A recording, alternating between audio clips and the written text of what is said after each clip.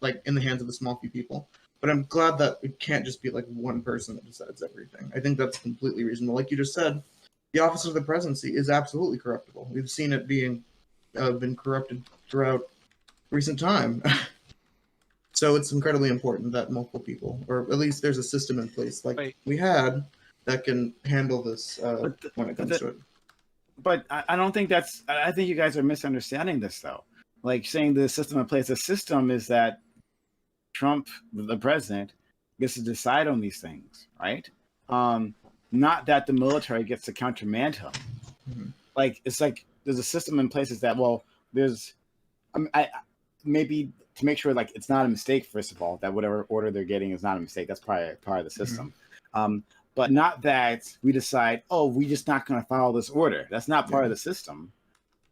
And so, is this a good thing that, and it's not just for the nuclear launch that they're preparing, but for any military action. Any military action, we're saying it's a possibility that we're just not going to follow through. I'm fine with here's my balance. You're absolutely correct that shouldn't have happened, that you shouldn't be able to stand in the way just if you're like a general or something like that. But I would also prefer there to be a system where you can't just have one person making the ultimate decision. Not that what we have had is like the best system in any capacity. I would say we're not even close.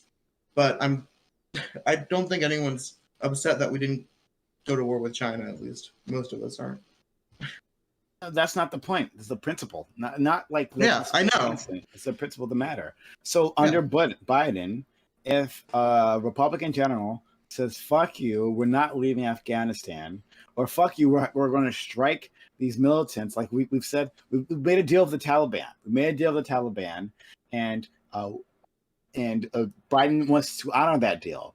But they say, fuck those guys, and we're going to launch a military strike against this facility.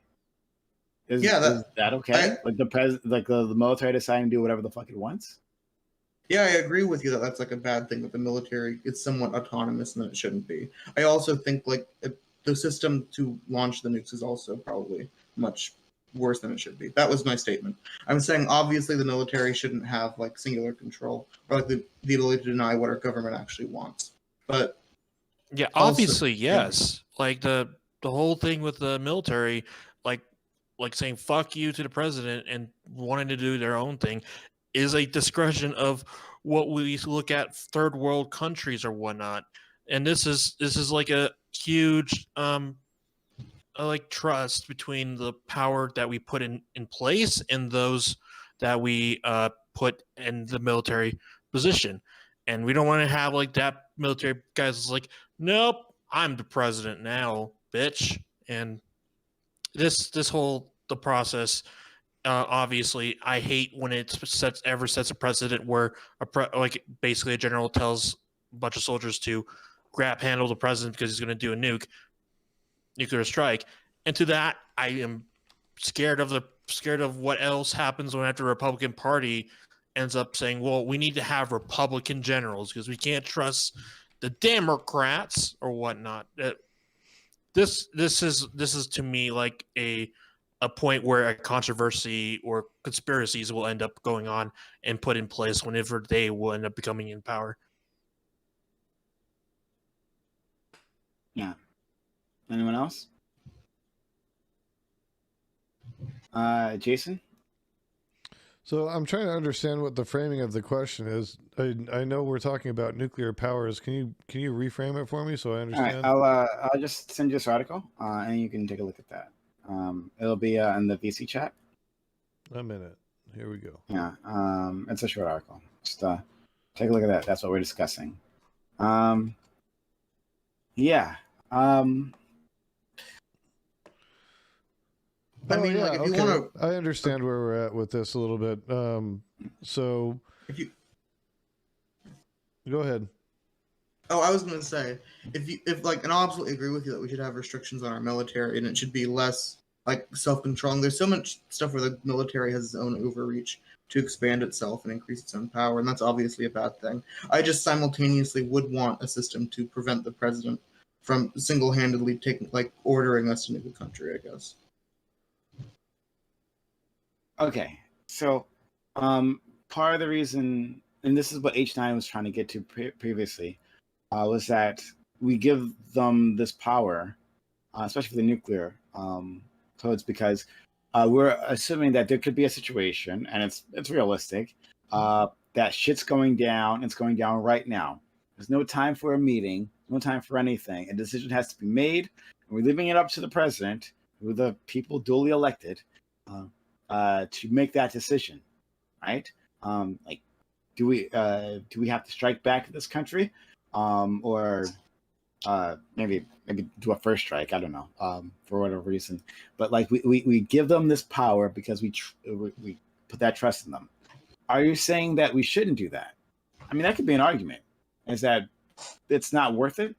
I would prefer like maybe a small council appointed by the Senate and the House to also be required. Maybe A small council. that would be like ready at a moment's notice, just to like make sure it's not like a meet like if anyone could get into the office of the presidency and then just immediately do whatever the hell they wanted.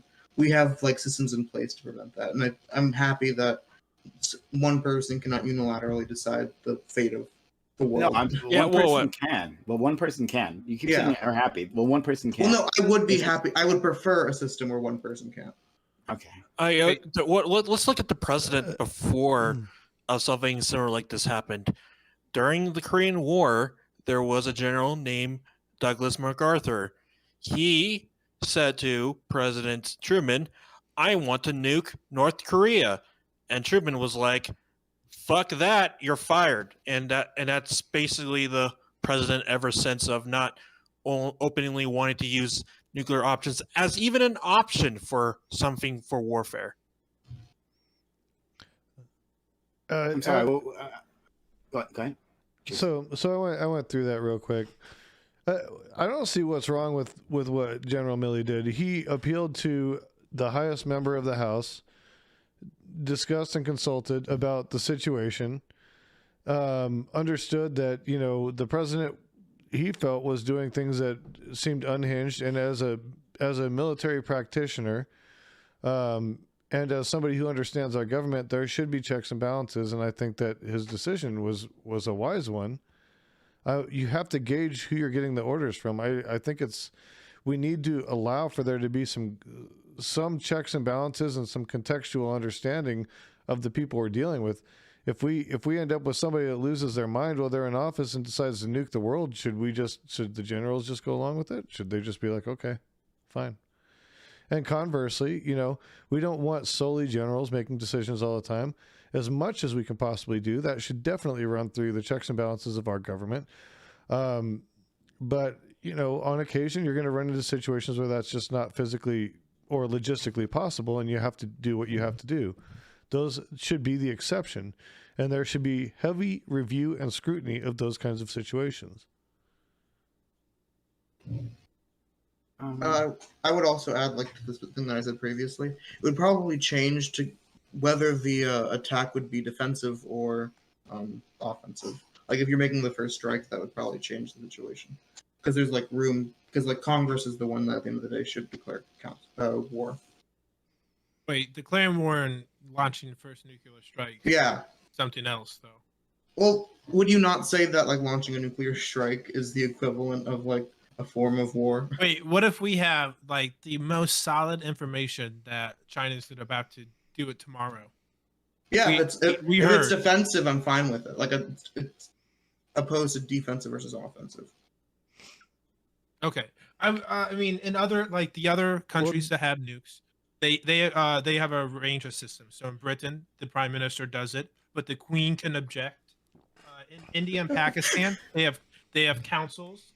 In China, it's little known, but it's either Xi, the main guy, or the head military, or the head military officer. In Russia, it's Putin, the head of the defense, and then the head military general. And then in France, the last one, Macron just has it, the PM. Yeah, and to what we learned from the previous president, it's the president that has the power to launch nuclear weapons, not like a general in the United States.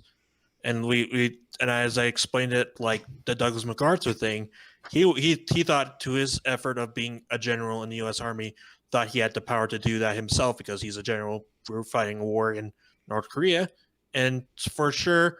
And to then he submitted to Truman, and to then it says, then Truman made the clear point: no, I'm the president. It's my power to do the nuclear option. And to then Douglas has agreed, and to then Truman fired him. But That's that But do you think the converse should be true? for Congress. No, in other words, Converse. the converse. In other words, do you think that a general should, in turn, if they see an irrational president, be able to say, "I'm going to pump the brakes"? You know. I'm very mixed on that option.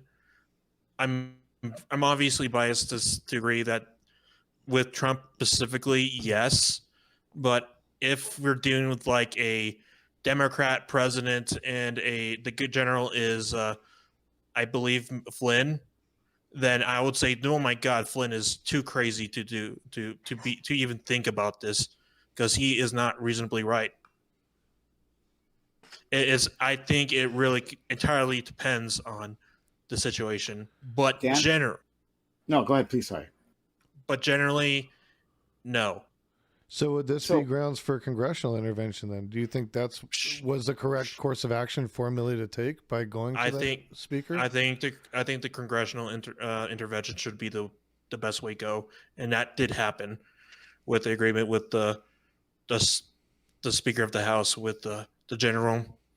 It seemed at least a way of where you have the interest of the United States was in a dire situation in the foreign policy department of possibly end up enacting a war ironically against something like China or Iran. I think to that interest, since they have two general opposites from the military and from the head of Congress, I think it does make sense. Well, you and I are in agreement, sir. The other part of it that I would add on is like this is similarly a problem with our election system and the ability that we have for someone who wants to do this with our nukes to get into the presidency. I think that would also, like, this is going to be a more general thing, but like reforms to make our presidential elections more democratic and adhere to what most people want would probably also contribute to solving this problem. Was it Fresh Ink? Hello. Thank you for being here. Do you have anything you want to add to this? I would say, I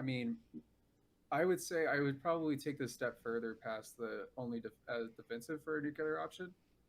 And I would argue against, I would push back on ever using it specifically because of the damage that it causes outweighs the damage that you're trying to retaliate against. I mean, people are killing your citizens. You're trying to get back at the people that are responsible for that.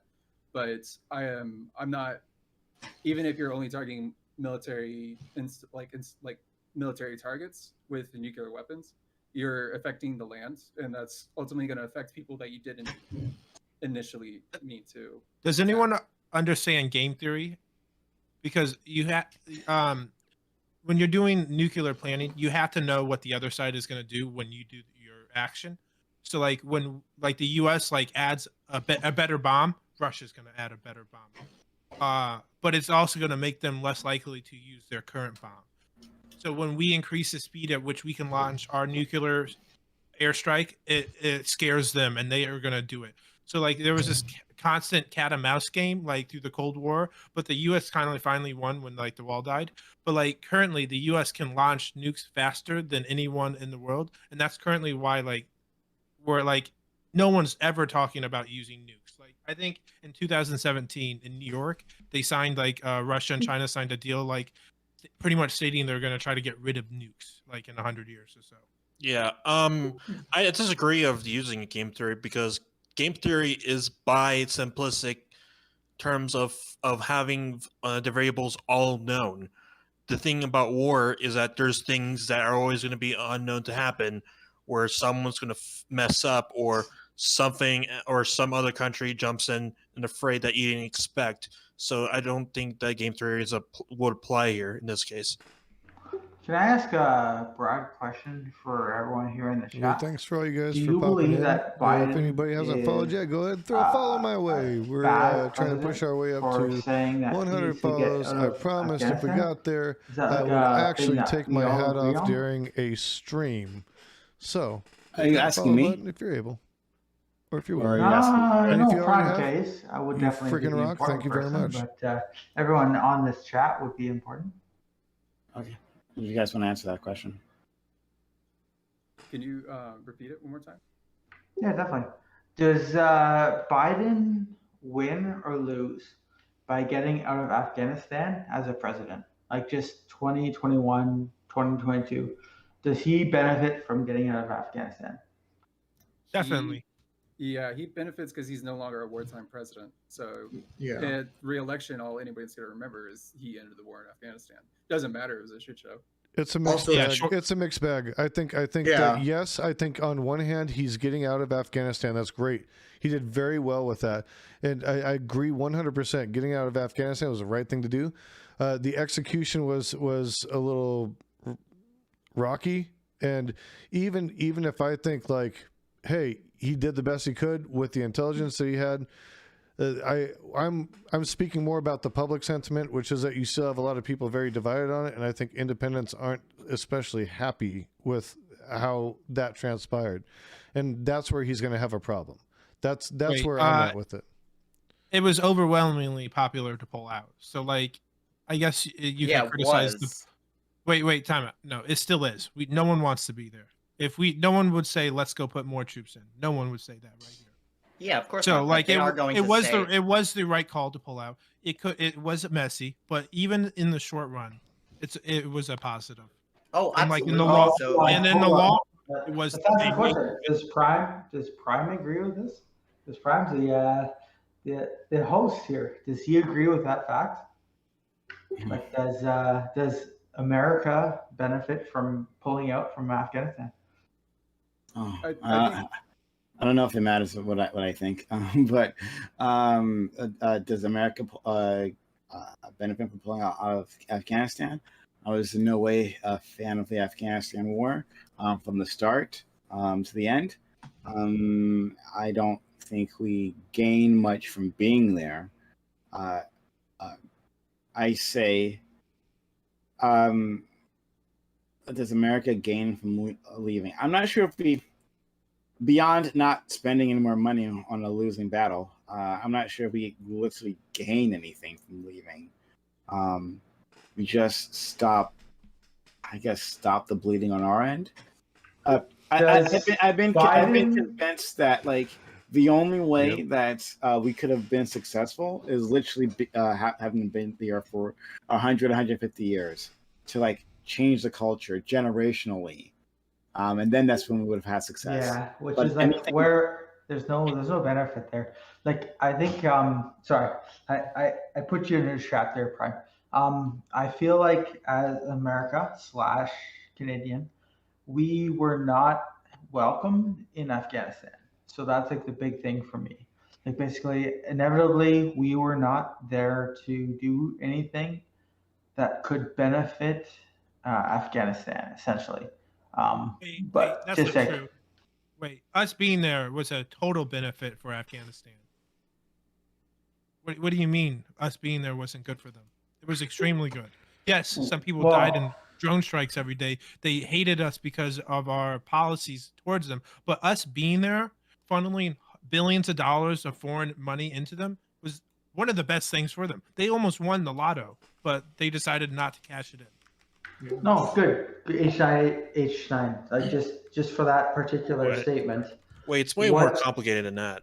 Yeah, I would agree. So, I mean, yes, but like if they would have taken this time to actually not be corrupt and use all the money for infrastructure purposes and then told us to leave, they could have had a totally built country. Like how At can the you end- funded Hold wait, on. time out with the funded military, wait, deep oil reserves. Okay, yeah. Please read the what could've- article in the New Yorker called "The Other Afghan Women" and ask me how our occupation in Afghanistan was good. I'm gonna link it in the Wait. Twitch chat.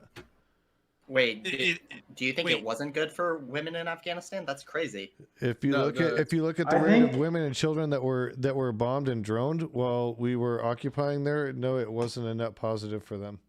Is this like a survey of them, or are you just speculating because of the casualties of war that all the women liberated aren't, didn't I think appreciate honestly, us there? as Wait, do it- you think women, it wasn't good they for are women not in Afghanistan? relevant That's to crazy. North America. No, If you look at I the think rate of women, one Well, of yeah, them but that we're that not were talking bombed about and North droned American women. while We're we talking were about whether or occupying not, we had a positive effect on Afghanistan.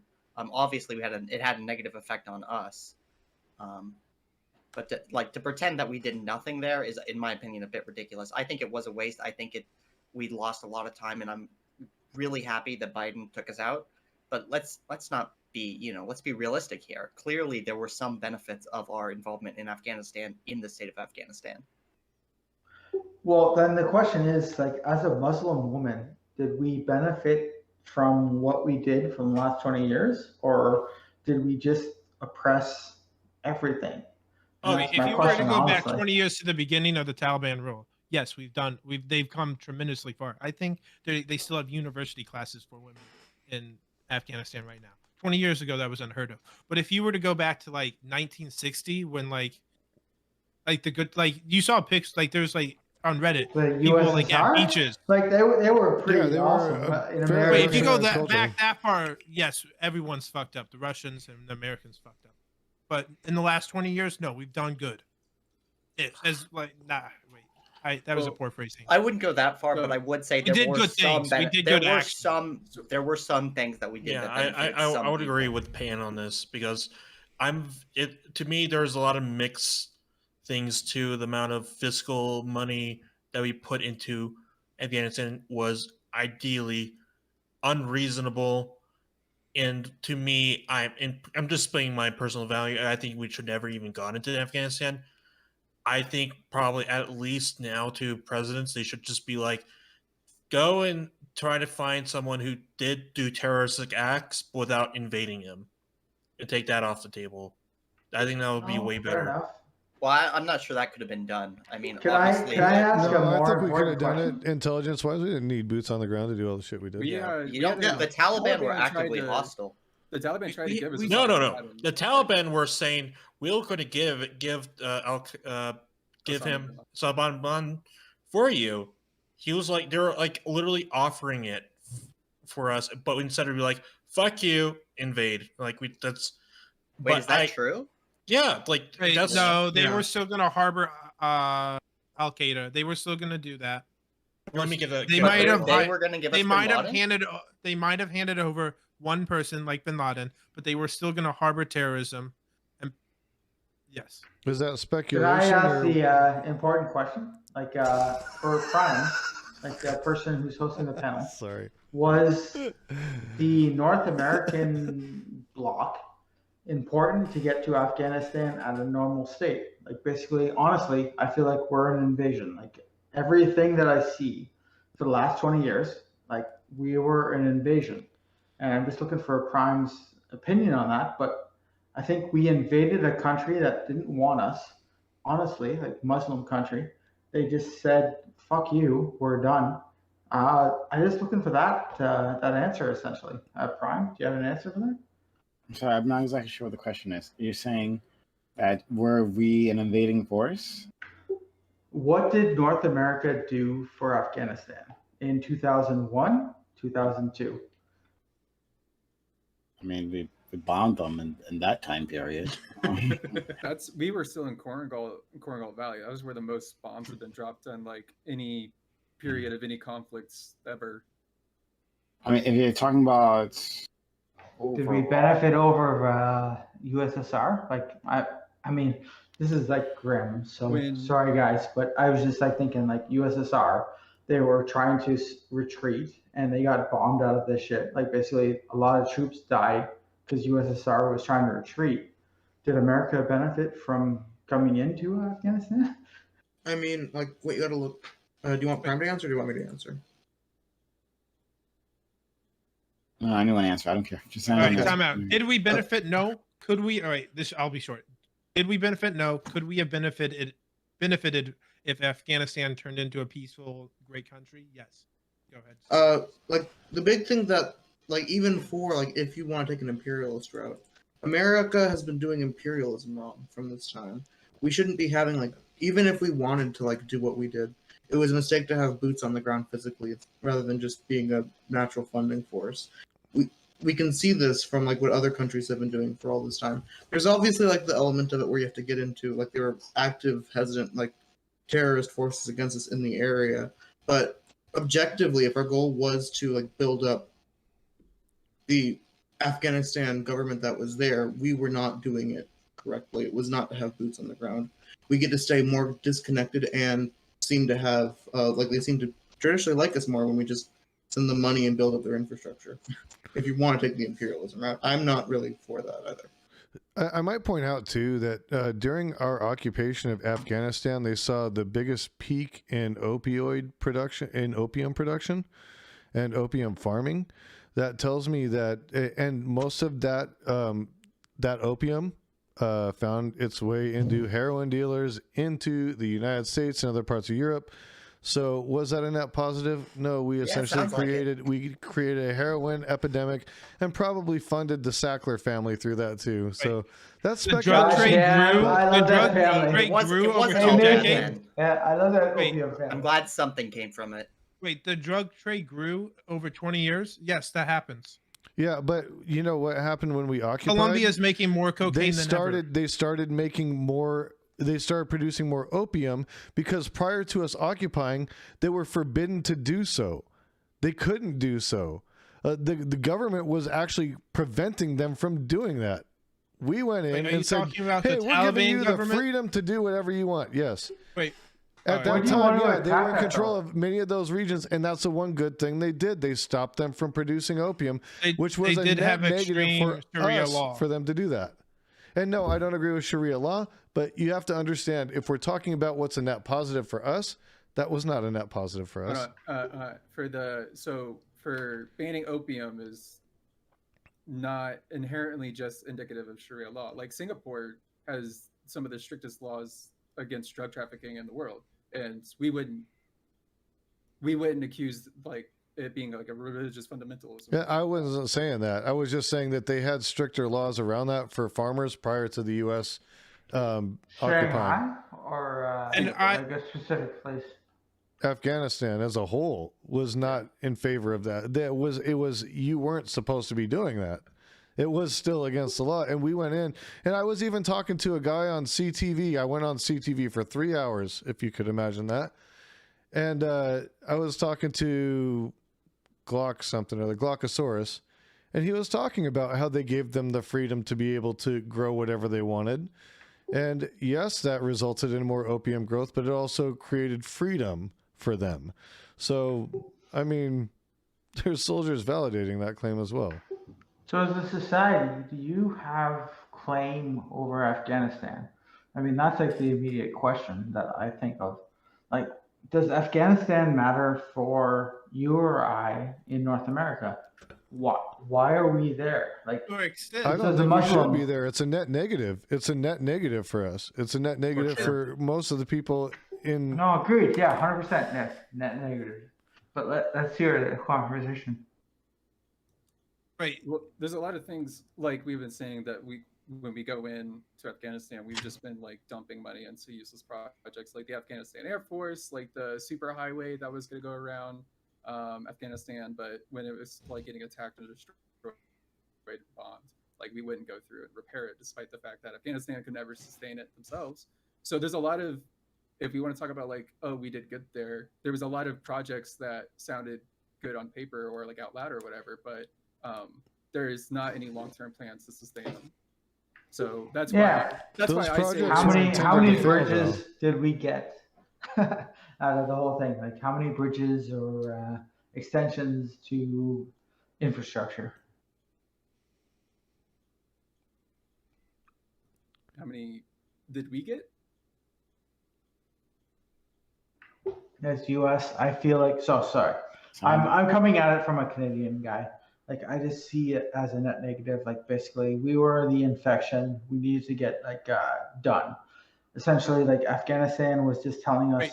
we're fucking done, get out of it, essentially, and that was what my process was. I think that metaphor Over the- makes it even more confusing. Over the over Okay, the yeah. 20 years we were there was still a large amount of like, Afghanis that wanted us there, that wanted the U.S. presence, that wanted the order and control that came with that.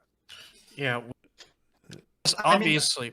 They I wanted think it there's, so like, much a we big radicalized like counterfactual half here, the though, right? country into further going further the other direction, you know. As obviously as anyone should have known is that they should have made like a year plan to at least give an opportunity for a lot of Afghani people to move to the U.S. through of at least a straightforward visa program that they did like with the Vietnamese. And at least with that they only did it with 6 months and poorly implemented to where we always going to talk about now how terrible it is and the amount of people who try to get into the planes and whatnot. Dan, could I ask you a blunt question that is probably horrible for Twitch chat? Oh, don't do it. Don't do it. No. Okay, fair enough, Frank. Okay, fair enough. No TOS. Yeah. Okay. So, do we want to continue down this route or the topic that we had previously, talking about How do you feel about Biden?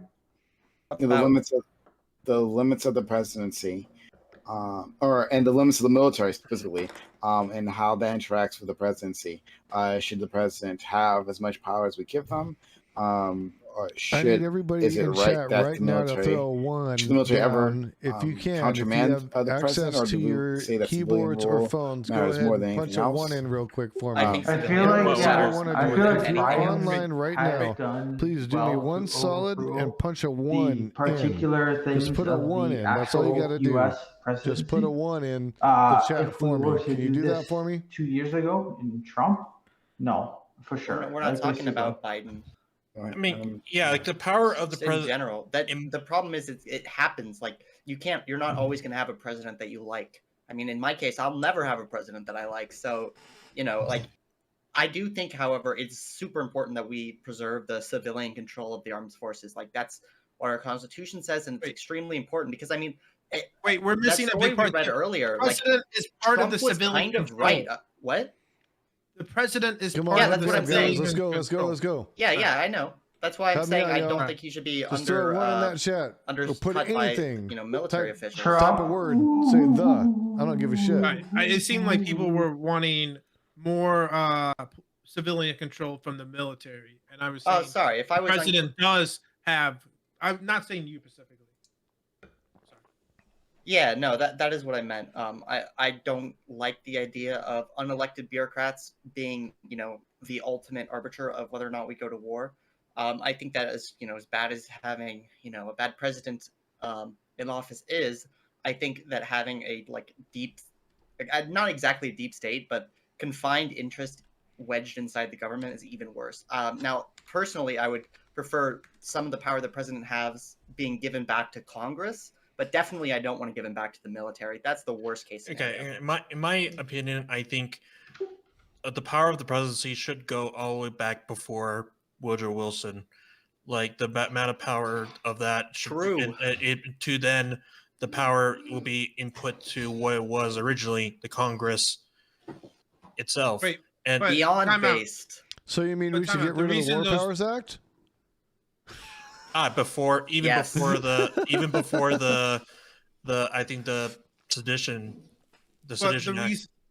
the reason we made all those laws because of the inefficiencies and the slowness of Congress. The War Decided Powers Act that- is No, trash. no. We decided the executive branch needed these powers to operate.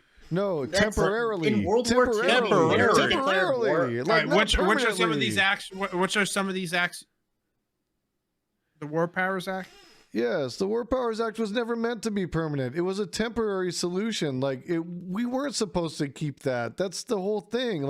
And that's kind of what happens is something like that happens where we take a temporary step and it becomes like some kind of precedent that we continue to carry over, and so we just keep renewing it every time it comes up for us to renew the War Powers Act. It's something we have to. I think they vote on it like every year, don't they? Yeah, and also we have the Espionage Act still in effect till today, and that one was like basically charging random Americans to jail just because of they are being anti-American and whatnot. That was the original purpose of that act. It's been heavily amended now, but the purpose to me is still there, and it should not exist in my personal view on how what the presidency should be to that time. Also, I just want to say to H9, the inefficiency argument only works for controversial wars like Vietnam. When it comes to like World War II, Congress was like that. Wait, I mean, there's non-controversial sure. wars. Wait, Yeah, there's World non-controversial. War II. It was not controversial to join in World War II after Pearl Wars- Harbor. I don't know. War, Henry because Ford he was was an an American in the Nazi, definition so how of do war, you- it's called controversial. I mean, how do you What? slice that? I We mean, had controversial whether or not we wanna major go in or not. American Nazi party in the country at that time. We had significant moneyed interests behind an American Nazi party. Yes, we did, absolutely. Yeah. I mean, So yes, sure, there were sure. some controversies in World War II Yeah, too. I mean, And what Okay, if sure, the for war my became point- slightly unpopular? Still, like, what if still, it it is hurt? a- Like, Still, what if it became unpopular? But the We- what, difference we is just, like, say fuck it, Hitler takes it all. H9. The But it difference was never is going to be unpopular. the difference is that we were attacked, so it was definition a defensive war. It would have been bad, and it would be controversial if we were then we declared war on by aggressor. So Didn't we will do be that in controversial. World War One? No, we did We that didn't in join World War. World War. Yeah, We we would didn't join World World War War One in the until 3 years beginning. in. We had to do it within 1917, and that by then there was a lot of other justifications, such as I believe the Zimmerman telegram and a bunch of ships that had been sunk by German U-boats. So to that, even to what I disagree, I don't. So attacking American trade is enough to go to war. Yeah. Threatening America. And Okay. Oh wait, time try out. to I want make him it- to say it. Okay. I know you agree with it, Pan. I want Dan. But also trying to get Mexico to go to war with United States so that they could have another front for a crisis to keep the United States interests from helping out the British and French cause during World War One. So countries can do a bunch of non-direct attacks on American interests, and we can deem those actions cause to go to war, right? This can do wasn't that. just one ship. There was so many Oh, yeah. U.S. tankers There sunk was- by the yeah, for U-boats. sure. Like, Yeah. if this was a one-off thing, maybe I wouldn't say that. But like, come on, I don't know. No, Just because like it wasn't on American soil. Hold on. It kept I mean, it was still happening. clearly an attack. It kept happening. Dan's kind of attacking the because- idea of a proactive war, or like the first strike idea. Like, Question. Where- Oh, sorry. Oh, Sorry, when you're done. I thought you were done each time. But whenever you're done. like the attacking before like they attack us idea, like what we somewhat did in World War II or one. Question. Well, it doesn't. On. Question. Go ahead. Lost it for a second. Here it is. Okay, so like for the ships that were sunk, there was quite a few ships, that were sunk. But for World War II as well, we were fully aware of what was happening in Germany and Poland with the Holocaust, and there was a lot of pushback on going into the war. World War II was controversial because of how World War I was handled and how veterans were treated immediately following World War I. They didn't want to pay the veterans when they came home after World War I. So a lot of people, specifically religious people, were immediately like, "No, you're not going to war," and it became this huge adventure for teenagers again, that they could just go off and see Europe and go see the world and go join the fight. But there was anti-Semitism here. There was Japanese citizens here that were immediately thrown into internment camps, even though they're United States citizens. They were also attacked by Pearl Harbor if Japan was trying to attack all Americans. And there's a lot of I'm just trying to say, like, it was absolutely still a controversial war. Yeah, but the point I'm for, and I think that me and H9 disagree with, is attacking first. I prefer in the method of, if we end up going to war, it's completely on the side where they attack. We're on the defensive. if they're the one who struck at us first instead of us striking them first. Okay. Also, I looked it up, and I want to say, there was like Pew polls right after Pearl Harbor, and 91% of Americans agreed that we should go to war with Yeah. Germany, Of on course they Germany did. as We were well as attacked. Japan. So That the seems- idea, it that was seems- not controversial at all. This was the Wait, vast Hold on, you're super taking majority. the exact. Wait, moment we You were got to attacked. remember that Yes. our entry into World War II, like there was talk about it long before Pearl Harbor. Yeah, I know. That But wasn't what I'm like saying is, that was big- the catalyst. That's what it took to get us into it. But there was a lot of controversy prior to that because a lot of people wanted us to enter the war prior to that. okay, what I meant by controversy was when we agreed to go to war, Congress was very fast to act on it. It wasn't this huge inefficiency that super delayed our military. It was done very quickly. That's what I'm trying to defend. War not was that- a completely different game back then. Like it took a real day for like shit to happen. Like now I can literally call like Xi Jinping can launch a submarine nuke in like 7 minutes, and it can hit the East Coast in another 7 minutes. Okay. there are protocols for Hold on, responding to that. We don't need to declare war to. Wait, respond I'm to just the saying people war is that strike. completely different. Like time has become such a like the amount of time that we have when acting on this has become a real issue. I think that's an interesting point. I think that's actually something I haven't actually considered. Like in terms of like what the founders intended, and I'm honestly not like concerned like so many other people like exactly what the founders intended. But still, when they were considering the powers of the presidency, they were doing it under a different time where like it took fucking months to like you got put up like a real military campaign against the power, right? Like, and then where the U.S. was protected by oceans, right? Like all our real threats were across the sea. So, like, yeah, you could actually take time, deliberate over weeks. That's what exactly to do. But talking about like now, I mean, it's a completely different ballgame. Yeah, like these things can happen within minutes. Within minutes, like you're like waking up the president, like their missiles are on the way. They're already flying here. What do we do? You know, and that changes things completely. But yeah, thank you for that. Yeah, okay. So one of my favorite movies of all time, unironically, is The Sum of All Fears with Ben Affleck. And can't remember who else is in it. But Ben Affleck is the main character. And essentially the plot, spoiler alert, is that a nuclear bomb goes off in Baltimore and kills like the head of national security and basically throws their I actually do really like disarray. fried frog But legs. it They're really good. With some I think, remoulade sauce. showcases Saw that. That shit's It's money. such a good fucking movie. I remember dude. that I'll now. eat frog Dude, legs like it a is so mofo. good. It's the only movie that fucking explodes a Yeah. nuclear bomb in the middle of the movie. Yeah, And it just goes on with the rest of the movie. Like, yeah, that happened. Can they watched I it saw it tonight. such a long time ago. I only saw it once. But like, like only now that you're talking about it, I'm remembering. Sorry, I'm distracted. Did you nuke frog legs and put them in remoulade sauce? Because that's tasty.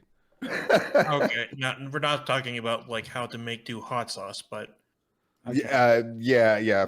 I'm also just an anti-frogist in general. But So what was your point, Captain? yeah, no, my point was that in that movie, I think it really showcases and highlights the how fast a situation like this can break down, and how quickly the lines of communication could be severed, and everything could just go to shit, and nobody can know what's going on. There's now no longer a chain of command that's in place, and things can go absolutely to shit. Like at the start of the movie, it basically starts with a drill of like a nuclear bomb scenario, and then leading into the second act, that's exactly what happens. Is a nuclear bomb goes off, and the worst case scenario happens, and everything goes to fucking hell, and the president has to get up into Air Force One, and anyway, so like I think like it would sound nice to live in a world with no nukes, but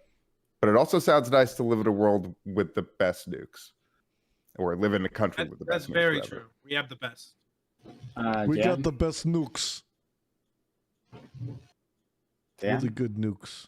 yeah, since I'm more taking the principled stance on this that it should be done through Congress, as I think as a president from the people who are representing all of the United States to vote on the act of war than to the actions of one man and the president. For sure, yeah. Like I'm going to be good faith with H9s. It's like for sure, like reacting really fast as a president when after a nuclear strike is going to happen and retaliating makes sense. But I want to have at least a backing from Congress also to then instead have like some like where we end up having just one man who has all the power to nuke other places and doing a war due to just the actions of that. The Gang of Eight would be a perfect group for that.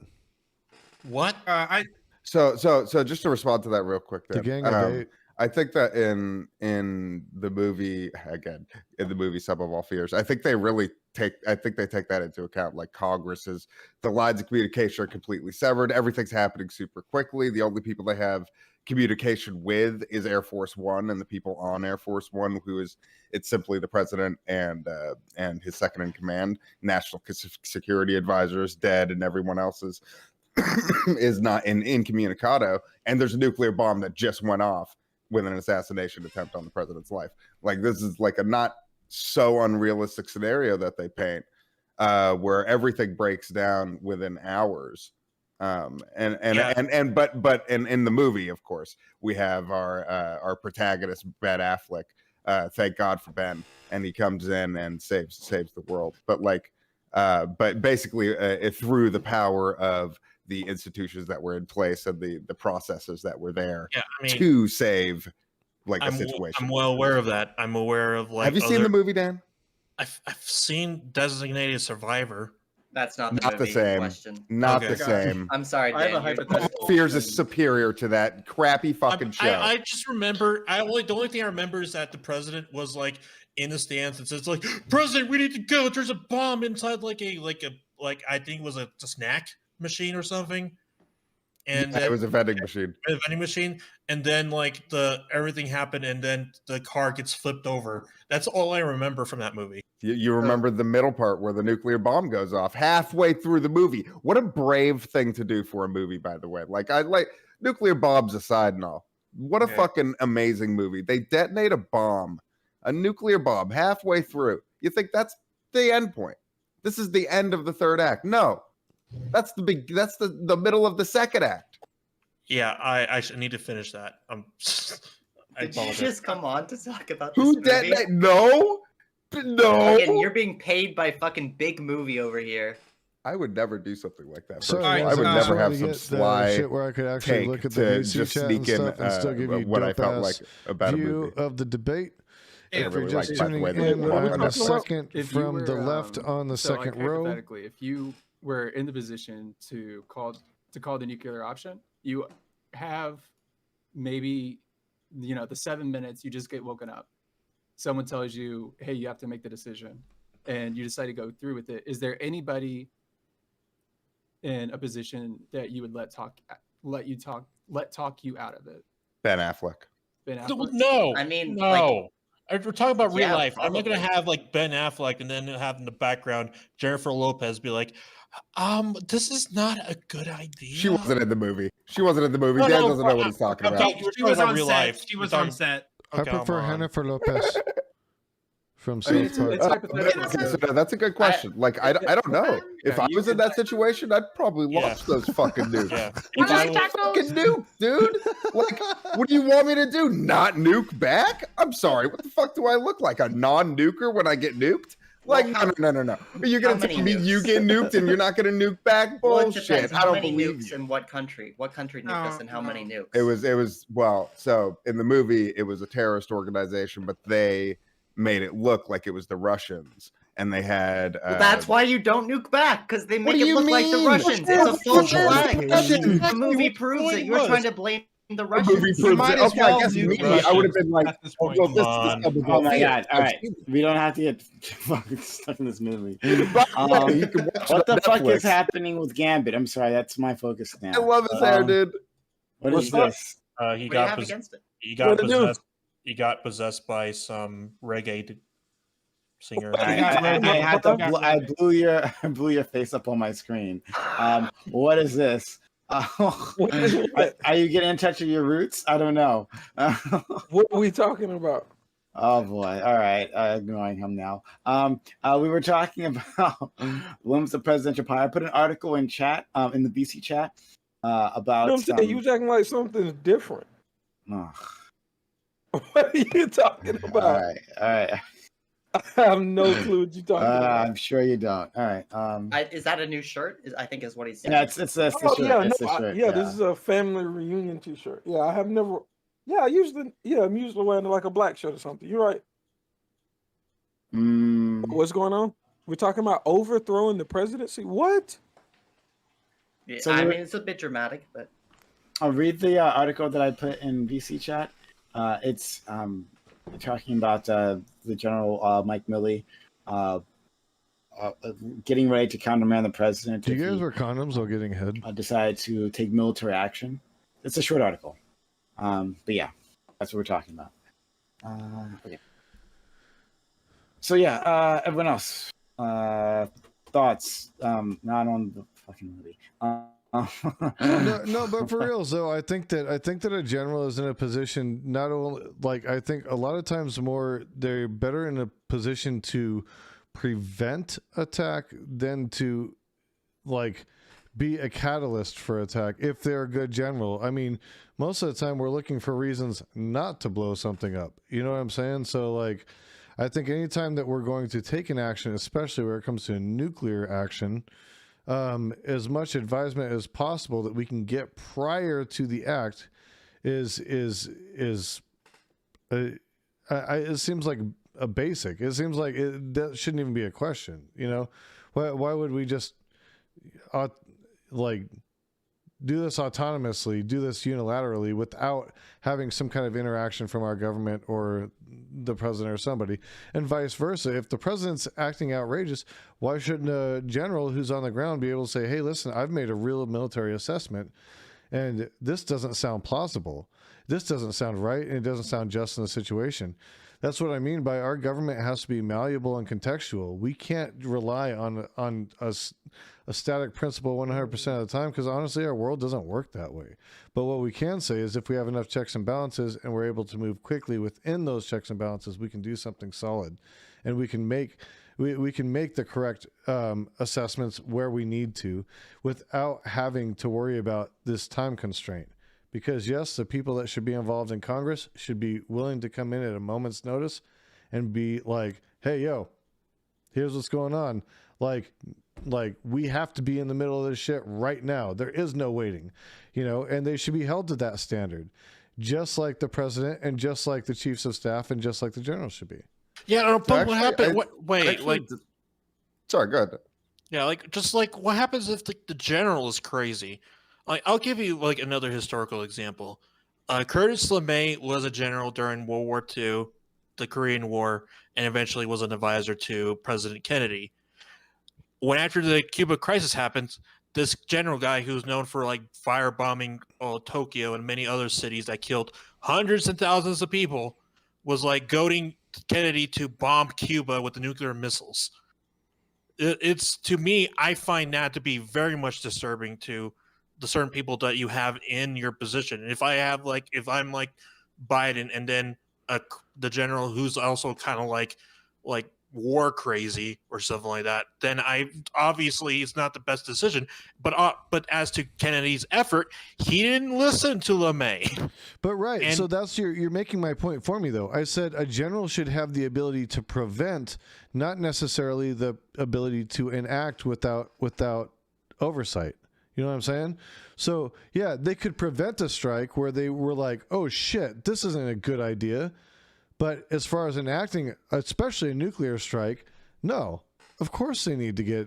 This goes back to what Milley was quoted as saying earlier. Like, one person can order the strike, but the strike can't be carried out alone. Yeah, like that at the fall of the Soviet Union, somebody in Prime's chat brought this up. There was the launch officer, the nuclear launch officer for the Yes. Soviet Union. Yes. He refused the command. His commander was upset that the Union fell, so he was trying to instigate a nuclear strike. Oh So wow. there is multiple steps, and there's multiple people that can call it off and just refuse. Wouldn't I we think- be messed up if the person that was a part of the launch died? I think in the U.S.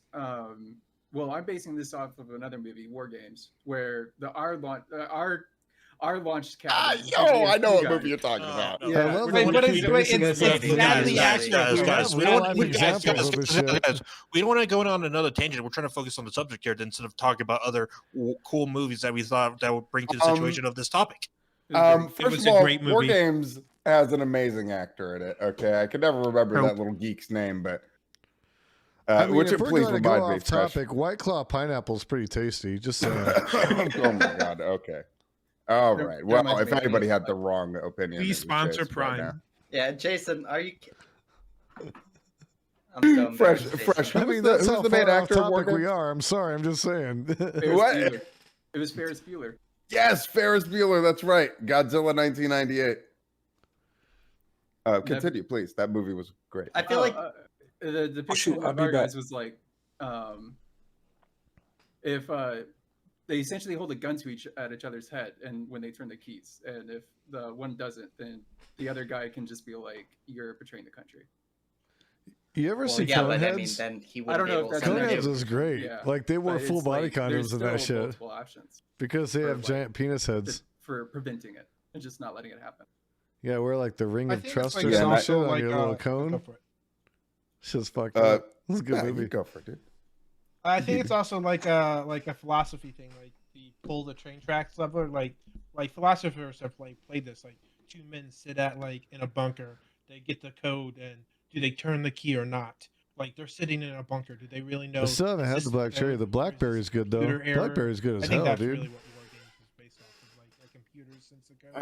We're Like- struggling to hear you, but I'm pretty sure I got most Oh. of that. You say, is this a code? Is this a computer program? A Yeah, computer so error? like, That do happens the as guys well. really know like that this is a good like a good order or bad order? And like Yeah. they're sitting in this bunker and they don't really know, but like Yeah, there was Do they- another Soviet, not a general, but some low officer who was in charge of the nuke, and their computer showed like the U.S. firing a missile at Russia. He's like, "What the That fuck?" fucks with the lime. He didn't Did you believe try it, strawberry? basically, I because love all also at things the time, strawberry though, so I'm our kind of president biased with was, that like, in shit. China, so it wouldn't even make sense for us to attack. So he's thinking, "There's no way this is real." So he double checked, and obviously it wasn't real. So they didn't. nuke us, Actually, the but mango I was think, good too. At a lot of times, yeah. I like. You but again, I definitely should love double mangoes. check because when the stakes are Mango that juice. high, obviously having safeguards is Just bomb. probably good. Also, it enhances your high. Yeah, and I You think didn't like know one of the that? Like, reasons big that time mango safeguards are juice really enhances good, your although I high. definitely disagree with some of the It has a safeguards natural that have been mentioned, cannabinoid in it. is that I think the most likely Or I'm sorry, in cannabinoid today, like the most receptor, likely like it's a cause of a thing nuclear that binds bomb going off is either going to be to the cannabinoids to make or your is going to be blood take it up some better. kind of accident, something where they're transporting it or whatever. Not and- real. I mean, there's also like the issues between Pakistan and India that has worried presidents for years because they both have nuclear weapons and they both hate each other, and to the point where they're threatening to use it against each other. Yeah, yet they still haven't used it, and I don't think that they're going to. Like this brings up the escalation thing again. Like, how far are these countries you're willing to lovely. take? And I think they're willing to take it so It's far. it's But better so to far, just we've seen straight up. both of them back down. We've seen what China and Pakistan go at it as well on their border, and China's huge. You would assume that they have the might to take on Pakistan, especially if India helped, but they're not going to because of the deterrence that nuclear bombs afford them. And so, like, I think that almost proves like the point of nuclear weapons. I mean, we have them. We live in a world with nuclear weapons, and we're never going to go back. Unfortunately, Pandora's box has already been opened. Unless we all go South Africa's route. I don't know what that is. They disarmed. They voluntarily dismantled their nuclear weapon. That's why I've never heard of their economy on the world map. Well, I mean, Yeah, I mean well- the other problem is no country's ever going to do that again because look what we did to fucking Libya. I think it was like Rhodesia tried to get nuclear weapons to use it. Yeah, I think we have more of an issue with proliferation in countries that don't have nuclear weapons, and that's in part because we do. You know, I mean, this is a thing, is that, you know, nuclear weapons beget nuclear weapons. It doesn't stop. Like, and until we all agree to a disarmament treaty, like, we're forever going to be in this cycle, and it's not good for us. It's not good for the environment. It's really not good for anybody. And there's no easy way out of it because you're not going to get a buy-in from all the countries. So Exactly. what you're stuck with is having to continue to develop incrementally so that you stay just ahead of the other countries so that you have that little bit of power. But there you go. That also isn't but great. you just said it. But you just said it. We're stuck. That if we can't get all the countries to sign on to this universally, then there's almost no way that we can just live in a world with no nuclear weapons, or in a world that's like nuclear weapon free, or the threat of nuclear weapons is not still a thing. I mean, there's nuclear weapons that are floating out there that we don't know the locations of, that fell or that are out there when the Soviet Union fell. That's a real thing. H9 shakes his head, but that's like literally the plot of the Sum of All Fears, which is just simply based. Why on you have to shit go that's around this? Happened in real life. When the Soviet Union fell. Hey, look, watch the fucking movie. You love watching Watch these the speculative movies, movies, don't you? Why you Jesus, had to you need you to get just some went- comedy you in your just went life. Flicks. Watch some brutal slasher horror. That shit'll make you appreciate how good your life is. Okay, I'm just saying these are not unrealistic scenarios. Yes, there are weapons of mass destruction out there somewhere. We don't know where. No. I mean, there's a lot. Yes. There's a lot. Accounted for. I think they're in Iraq. Yes, H9. They're in Iraq. Yes. We gotta go. There are black Wait, market tons of nuclear nuclear- weapons. There tons is of black nuclear market weapons. plutonium. We know this. Yeah. We have had secret. interference with our with You're our like intelligence people. conflating. You're conflating that's a lot. not the same thing. There Hold is on, I'm wait saying time that's out. not There the is same thing. there's nuclear material that people can go out and buy, like sketchy people. You can go to some black market, get some Bitcoin and buy it. That is totally different than a nuclear warhead. Like a dirty bomb that has nuclear material is like 100 times like less deadly than a nuclear warhead. Like, So do you don't know what conflate you would the have two. to do to? Oh wait, that might actually be TOS to actually explain how to. Okay, Let's so not talk about let's the just anarchist say cookbook. that there's Okay? a wait, and Hold on, like hold on. upgrading I that you're like plutonium to like like the No, the you don't have crappy- to upgrade it. There's nothing upgrading. You're not upgrading anything. It's just called getting It's not- something off the black market that was there. Wait.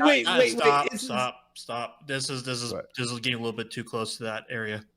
What area? No, I don't think so. I don't think think so. it is. This is all This is hypothetical. totally Yeah, hypothetical, guys. I'm talking about this is and literally I'm just talking about shit. Wait, and that's we're all happened. stoners in our bedrooms. No one's going to Israel buy I'm it. has allergic to lost- weed. Israel has lost nuclear weapons. United We've States lost lost nuclear weapons. Okay, and that were unrecoverable. Like, this is shit that's happened.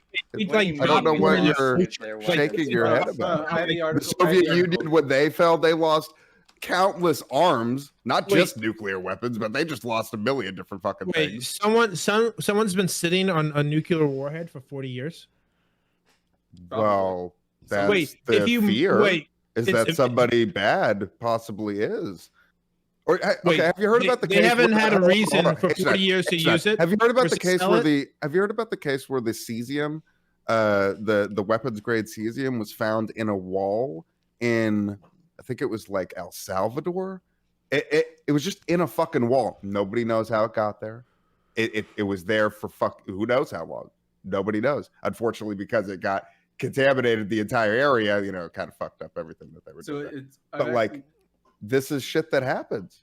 And You can't exactly don't search know. for evidence when you're I trying can't not give to you the fucking answers as to who built the pyramid, or like who built the Radiation pyramids, the illness. Egyptians did, how they built the pyramids, possibly an inside ramp.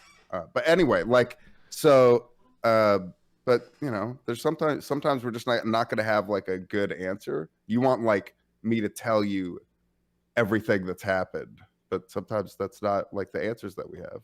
I tried finding. Wait, the no. cesium and- I'm disputing this. Like there's a guy with like a bunker, and he has like 10 of these somewhere like in the east of Europe. That's good. I didn't he say ran that, out- so that's good that. Yeah, it could be a girl too. Yeah, Wait, that's you're conflating that. You're saying like because Well, of the fall of Russia, people got their hands on bombs. No, I think I No. think what he's trying to do. Oh Let my me goodness. let me try to thread this needle, maybe, and maybe I'm getting this wrong too.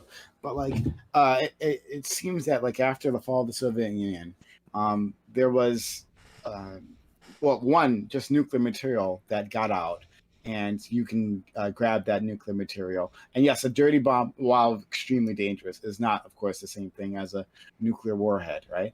But also that in the function of being a nuclear power, you misplaced things, and we misplaced nukes. And it's not that someone has necessarily stockpiled them. It's that like these things, there could be like a few individual of these nukes moving around the world, and yeah, like that in itself can be dangerous. Like just buying one, Wait. and that's what people are always afraid of. It's like Please not just don't the explain power how in that has. chat. I don't want to have to explain It's this the to the one FBI, that- please. Yeah, person has it only one. takes one. I agree to that. All right. So like the fact that like someone's like moving this, like not to attack Prime personally or his like what he said, like the fact that someone like is moving this around or like selling this to person, this is like you go to jail for life. You go to Nuremberg, like they throw your name away if you're caught with this. People just don't like have this in their back alley for like on a Craigslist ad, like, and they're not moving it around. And since that's exactly what I said, you're making a fantastic point. No, I did say you're actually able to buy a nuclear bomb on Craigslist right now. If you go and Craigslist, no, but like there's an open market. You're You're able saying to there's a find it. market for this. It might You're look just- like some dope ass weed, but I promise you, it's a nuclear bomb. Okay. Like Yeah, guys, that's the guys, strain, though. The strain is Guys, nuclear bomb. It's a guys, great guys, strain. I love that guys, strain. You're making it seem like it's easy to get a nuclear warhead. Just I like did it's not make easy it to seem like get that. You're cocaine. Guys, No. I'm sorry. I'm using your words right now. You are actually taking my words I and can literally make a just dirty bomb in stretching the it to the toilet. absolute extreme. I never said any of those things, It'll H9. be You nasty. need to just like Wait, jiggity you check say yourself. there's multiple Burn warheads yourself, missing okay. available to buy on the black. Like, didn't okay, What? Go on. Go Keep Dan, telling go me what Dan. I said. yeah, it just wanted like guys, the plot of Iron Sky is more possible than building your own nuclear bomb in a house. By the way, that movie is awesome. That shit's hilarious. That's one of the best Again, movies all ever. the best movie to watch. Yeah, like space Nazis, whatnot. But Some Fears is the best movie ever. You can watch it on Okay, Netflix. but to be serious, Fear is and like Loathing in Las this, Vegas. this Underrated. I don't like go and stay awake in the middle of the night thinking of this one man who has a bomb, like make his own bomb in like Vladivostok, Russia. It was 3 scientists, first of all. Second of all, they were 3 of the most highly trained and specialized scientists in all of the Soviet Union, okay? You want to dispute the movie facts with me? We can But was fucking Nicolas go. Cage We in can it? go with the Was facts. Was Nicolas Cage in it? Was Nicolas Cage in it? No, Then Ben it's bad That Affleck, movie. point is It's bad. irrelevant. Ben Affleck and Morgan Freeman. Okay, this was a fucking hard-hitting movie. It is a sneaker too. Like it sneaks in. You just you didn't even realize. Like, Does wow, this Morgan, movie's like, a 60 narrate- a 60-something on Rotten Tomato? What? No, this should have gotten a 98. Does I'm just Morgan narrate the movie? Because I love me some Morgan narration. You know, he kind of does the beginning part of it. Ooh, It's really good. You should watch it. And I'm telling it's the you, only reason why Shawshank Redemption is any good. It's because he talks over it the entire time. Morgan. Hello, Okay. I'm Morgan Freeman. Well, this is No, great. I agree. But I've successfully derailed your conversation, Brian. oh, thank you. Good work on that one. All right. So,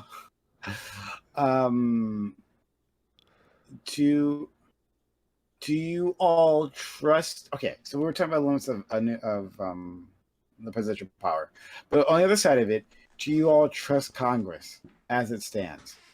So Congress is like split, more partisan. I don't want to say the most partisan ever, because you can always find like times within history where, like, the Civil War was pretty. Just before that, it's pretty split. But like you can always find times where, like it's super partisan, but we are deeply partisan at this point. We're deeply dysfunctional at this point. So do you want to put more power in the hands of Congress, or are you fine with the president having these powers? I'm fine Well, with the the problem president with having these powers. What in the The- power? The reason like we want Congress to have these powers is because it's a balance of powers, right? Now, I don't want. I'm not against, or I'm not in favor of, giving Congress a bunch of powers. But when the power we're giving Congress is to check executive power, I think that's a power that we should be giving to Congress. They think- do. My position is gonna. Well, yeah, that always, we do, but They we should as well. they appoint they confirm all the cabinet members, which have the national defense, homeland. So all these like semi-military branches, they confirm all those officials. I think they have to confirm anyone above a 1-star general, if not a 2-star general. So like they do have all these checks and balances on the executive branch / the military branch. Yeah. I mean, Well, I never Congress said has they didn't, always I just been a said part it's- of that. They can have more. I think Congress we should, has always Wait, you have to go through Congress to enact war, and that's the way it should be. I think the president should have the right to have snap elections. What? Why? That was, but It's a joke? that's a joke. But I was to gonna the main, say.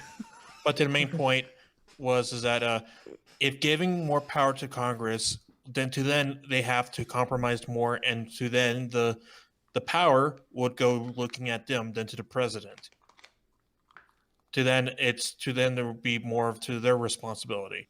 So I definitely think that if we're talking about going to war like we did in Iraq or Afghanistan, for sure, we have to get Congress's approval. It's pretty ridiculous that we were able to full on invade a fucking country with hundreds of thousands of troops without that. So like that's not good. But in the event of like a really fast acting situation where possibly minutes or hours are on the line where we can't, or where in a situation where possibly things are not so clear, where your cell phone maybe isn't working perfectly like it always is, yeah, I want the president, I want the people in charge who are in the best suited position to be in charge, to be the ones in charge without having to do anything like try to get a hold of somebody on the fucking phone, or that just doesn't make any sense to me. Hold on. I want to dispute something real quick here, because we keep talking about like, we're in an imminent situation where we need to use a nuclear weapon. Do you understand there is no imminent situation where we need to use a nuclear weapon? There is no point nowhere militarily at which there is a point at which we have to use a nuclear weapon. I know a lot of people being in Arizona that work for Orbital Sciences Corporation. Do you know what Orbital Sciences Corporation does? Do you have any idea? Orbital science. They are actually the ones that launch the rockets that shoot down the missiles and the aerial attacks that fly over our heads on a daily basis that we never freaking hear about. Those okay? things. Okay, but we have so a the defense Iron Dome system for that kind of shit.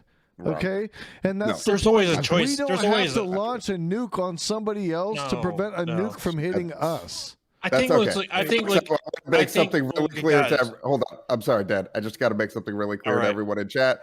We do not have an Iron Dome around the United States. There is no Iron Dome around Europe or anything like that. What we do have missile sites ready to retaliate, but we don't have any systems currently in place that actually work to shoot down incoming intercontinental ballistic missiles, unlike the Iron Dome has, but that's not for We ICBMs. do have that. That's we for absolutely no, we do don't. have that. No, No, we don't. No, we don't.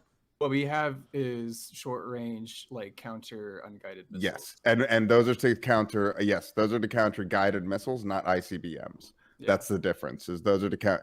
See, because if you were to blow up an ICBM a few miles away from your ship's still fucked. Well, of course it's still fucked, but you're also not killing your citizenry. Well, no, but if you blow up an ICBM 10 miles away from a city, the city is still enveloped in the blast radius, because the blast radius of a nuclear bomb is like 60 or 50 miles. That's just the cone. You know what I mean? Well, So like hopefully you catch it what I'm before trying to that. tell you is that we don't have any countermeasures. You're talking about countermeasures that don't exist. I'm sorry. I'm sorry, everyone. Going back to the original question, right? I personally, Lord. I personally want Hold on. to prevent the nuclear option as much as possible. So that's why I would put it in the hands of Congress, because I think it would just stagnate, regardless of imminency or priority.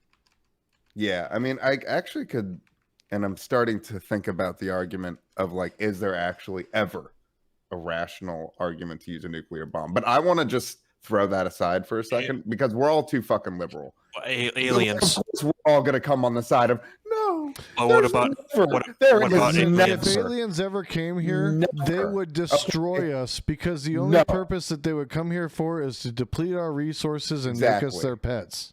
No, exactly. And there is no good reason to ever use a nuclear bomb. Okay, that is my solid thing to say to you. And I am not virtue signaling when I say that. But like, okay, let's just pretend like we're in a world where we have to use a nuclear bomb.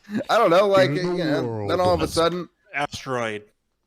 Do you guys? Yes, Armageddon. I would nuke an asteroid. Do you all believe that there's never a point to use a nuclear weapon? Hell no. I think there can. I think there's a point where you're presented where you need to be like the person in charge, like a president, needs to be like, yes, people are going to die.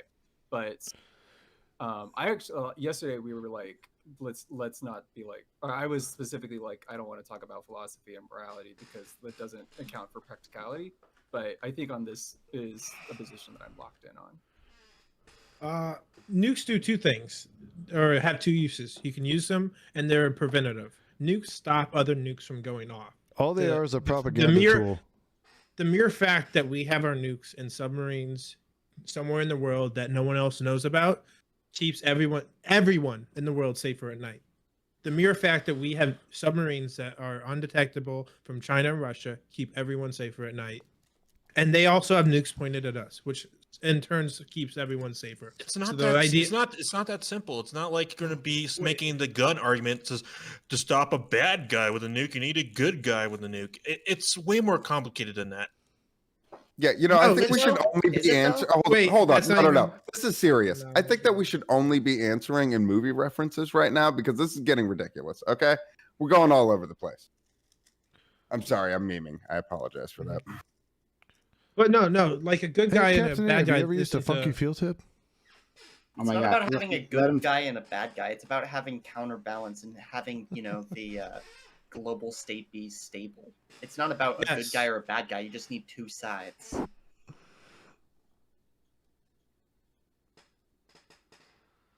I think very well said. Yeah, no, I agree with what you're saying.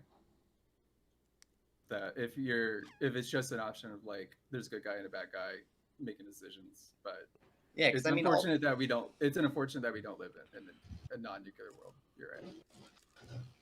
I mean, I don't know. I don't know if it's completely because of nukes, but war has decreased pretty significantly since World War II. I mean, the types of wars that we've had have been a lot, like, between major powers, there's been, like, no wars. And, so what happens when a country falls and they have nukes and those nukes are not maintained? Okay. Nobody is caring for them. Okay, but it can happen again too, right? Because there's a lot of countries that have nukes now. Pakistan has a lot of countries that fall. India has nukes. They're both pointing nukes at each other, and they're ready to like go off on each other, right? Yeah, but they can leak. They can leak. Wait. There's a lot of things that can happen with these warheads and these weapons. So what happens when a country falls that has nukes and they're left unattended? And what happens to our environment and what happens to the future of this world as a result of that? Yeah, and the main reason. Wait, Captain. I'm sorry. The main reason India and Pakistan got those nukes, it wasn't to shoot each other with. It was so the other one wouldn't do anything stupid because it then showed what they had on the table. Like exactly. A nuclear bomb isn't a tactical weapon. It's a device. It's a deterrent weapon. You're not actually building nuclear bombs to and then like seriously gaming out. How are you going to use them on the field of battle? If that's ever the case, we're fucked at that point. Like all the plans have gone out the window. Everything's gone up to shit. Like none of that fucking matters. So, you know what I mean? There's no environmental impact for Jason, if you just let me finish my point, I was actually about to get to that. Right? This is why the whole reason that nuclear bombs are bad. Okay, is that like is that they're bad for the environment if they accidentally go off, et cetera, et cetera. Like that's why we should be working towards nuclear proliferation, right? I think all of us agree with that. But like at the same time, I just you know, in this world where we have to use a nuclear bomb, like is there really no situation that you can think of that we might have to use one? Is there no situation where we might be justified in using one? I don't think so, because as soon as we do, there's going to be another one that goes off, and as soon as the other one goes off, our whole planet's going to go to shit. We're going to destroy each other from the inside out. That actually be the case, though. I mean, no. Like, I mean, we're not targeting a nuclear power, right? Like, would we actually target a nuclear power with one of these things? If we targeted a non-nuclear power, then first strike. That would still. I think somebody else that was within the vicinity could be like on the trajectory. A lot of it's close enough. So Oh, sorry, not to. I'm sorry, but also like a nuclear bomb. We've detonated over 2,000 nuclear bombs on this planet. You know, we've done a ton of testing with nuclear weapons, and so this planet can sustain a lot of bombs. You know, we could lose a city or two, and that would be terrible. It would probably fuck logistics for years, et cetera, et cetera. But do you consider yourself an environmentalist, Captain A? Oh my God, I'm not advocating for nuking fucking cities. God damn it! I love conflation. You and H9, you take everything I say, and you're like, oh yes, I know how I'm gonna cancel this guy. To answer Prime's concerns, like what if we bomb a non-nuclear country? A lot of nuclear powers have like this trickle down protection policy. Like if you attack them with a nuclear weapon, we'll attack you. Like Cuba and Russia, yeah. It triggers the mad like game theory like idea. Like any nuclear strike that any power does would set off a chain reaction of all of them attacking everyone. So I'm not sure if that's necessarily any nuclear strike, even on a non-nuclear country, would mean the end of humanity. Well, I'm not sure if that's true. I don't see the logic there. I mean, if you're from that nuclear, if you are the second nuclear power, not the one that bombed someone, but the one who had a pact with this, power that just got nuked, why would you follow through with your agreement? Because you know that will result in the end of the world. Because somebody else has already proved that they're willing to use their nukes as an instigation. And now there's one step away from using it on you. Yeah, so let's no. It does not show that they're one step from using it on you. It shows that they're willing to use it on non-nuclear powers. Yeah, go ahead, H9, and then I want to go. It's proxy war, so it's a proxy war at that point. I can almost say any military like organization in any like of these major countries would like, oh my God, a country other than us or a country used a nuke. That means they're going to use it again. Like that's just a fact. Exactly. If a country were to go bomb Brazil or like whatever, I mean, I get that. Hold on, but what you're saying though, like this is, I think the problem that me and Pan are having. What you're saying is, okay, they have bombed non-nuclear power A, right? Yeah. We are nuclear power B. So they've bombed A, which is our friend, right? And because they've done that, it shows that they're willing to use religion is fucking religious. I don't care if they're Christians, Muslims, Catholics, Jewish people. And their response will be to nuke us. If you think there's a sky god or a bunch of sky gods, why go to that second step? You have problems with that other power without like maybe like trying anything first, anything else, like diplomatic routes. Because you would just go down the line, they would take every country before they got to you. I mean, how do you know that? No. Wait, you don't know that. I mean, wait, this is part of the speculation of game theory. Like this is like not part of game theory. Yeah, to play out what would happen and like how each country would decide how to use their nuclear arsenal. If we look at the rational payoff matrix, there is no way from step 2, the Nash equilibrium is that use your nukes, right? I know some game theory too. All right, there's no possible way that is the highest outcome considering how rational actors would act in that situation. Considering that we know that if you nuke a nuclear power, that I think we can all agree that nuking a nuclear power will result in something really, really fucking bad. Okay, so we're not going to do that just because someone nuked a non-nuclear power. But hey, hold on. So and I'm not trying to like throw Trump under the bus. This isn't about party affiliation type shit. Please. But what I'll say is that Trump stoked a lot of dictatorial type environments in other countries that very much could have resulted in horrible retaliation, even in nuking non-nuclear countries, just because he stoked those flames. So I think that your figureheads, no matter who it is, okay, I think your figureheads can play a big role in whether or not somebody's going to retaliate with nukes, whether or not you're nuking a non-nuke country. You may get a surprise attack from somebody you didn't expect to that is a nuke country. Let's go to Kobe. Do I sound okay? Okay. Mm-hmm. I just have a couple ideas here. Just a couple scattershot ideas. I think that I don't know. I'm kind of a mad truther. I don't really know if like the whole idea of I don't know, this seems a little strange. I think the idea of like nuclear politics is so interesting to me because it rests on so many weird assumptions about the world, right? Like I don't buy this idea that like if we're not giving a nuke to Bhutan. Yeah. Finish. Okay. I was sorry, I got a little thrown off track. I don't really buy the idea that like if Pakistan nukes India, that India is just gonna like just shooting 50 missiles at Pakistan. I don't think this stuff. Looking at actual history, the times that like America, the Soviet Union got close to nuclear strikes, there were like multiple people in the hierarchy of both of the American and the Soviet military that like didn't do orders, refused to do stuff, waited, and would like actively not give the order because they wanted to wait and see if it was like a test. I actually am much more sympathetic to the idea that like I don't know if anybody would ever actually get to the point like the point of shooting a nuke at another country. I think we're a little bit beyond that.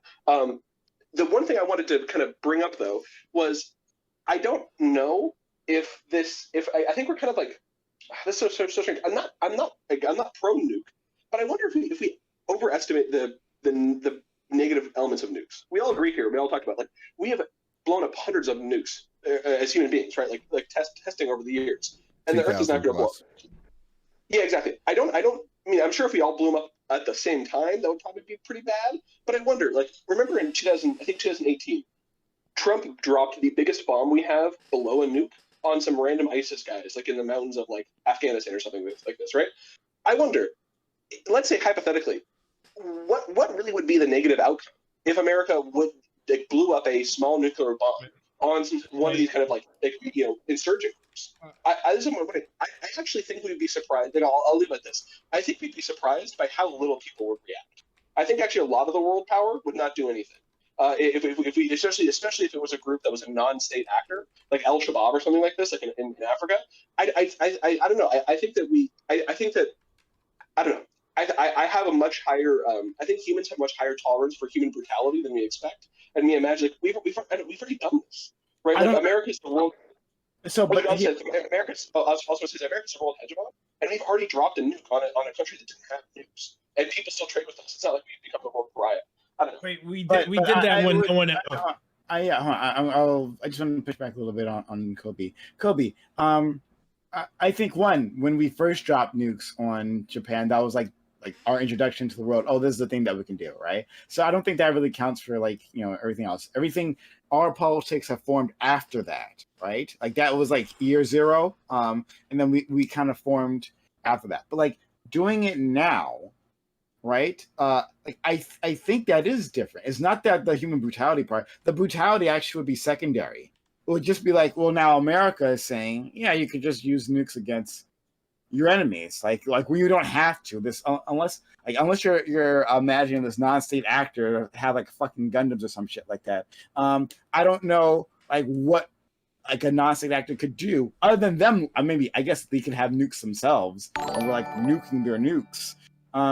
But beyond that, like if the U.S. uses these down the step. These weapons, thanks for right? following. That's cool, well, then bro.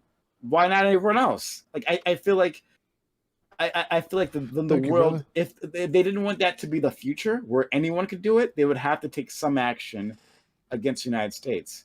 but I could be wrong Yeah, about that. Maybe you're well, right. But just very briefly, I think you make a very good point there. That the initial attack kind of set the bar, and By then the way, everything, Dan, and then you we're get playing hero chicken waiting status for the around next person to my group. attack. We This is all something I'm love you. thinking of. I was just watching a video about the movie A Bridge Too Far, which is a book about, or a movie about the Operation Market Garden, where America and Britain dropped paratroopers in German lines, and then everything got fucked up because they didn't plan it correctly.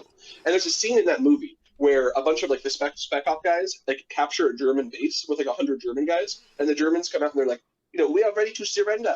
And then the British troops have to go, we don't have the ability to do that. We're sorry. We have to keep fighting you because we don't have the supplies to actually take you prisoner. I think that's probably the biggest pusher for a lot of these countries like India or Pakistan. I don't think they believe they have the ability to withstand the people being angry at them for using it. I think that one of the reasons why America, for example, like you said, the initial step, America knew that we could do it because America knew no one else could do anything about it. Right, no one else had the capacity to take us prisoner in that, in that hypothetical. Nowadays, a lot of shit could go on, especially if a smaller country like Pakistan did. In fact, a lot of countries could change. They keep trying to use movies as a rhetorical device, and it's like, you know what? We have real situations we can speak to. Like, there's no reason to use movies. On the fact that, and I think that it's more relevant to use Moab movies. is like 1,000% less. I'm sorry, not more relevant to use movies. More relevant to use our history. I think a lot of us saw the Beirut explosion. Like, we saw the video feed. Like, that was a very large explosion. That was just 2% of the explosive damage that the bomb on Hiroshima dropped. And that was the world's first nuke. The nukes we have now are 100 times more deadly. And the also thing that was setting off a nuke is the nuclear fallout. You literally, the land you drop that nuke on is radioactive for 250 years. You've killed off a portion of the world. No one can use it. So wait.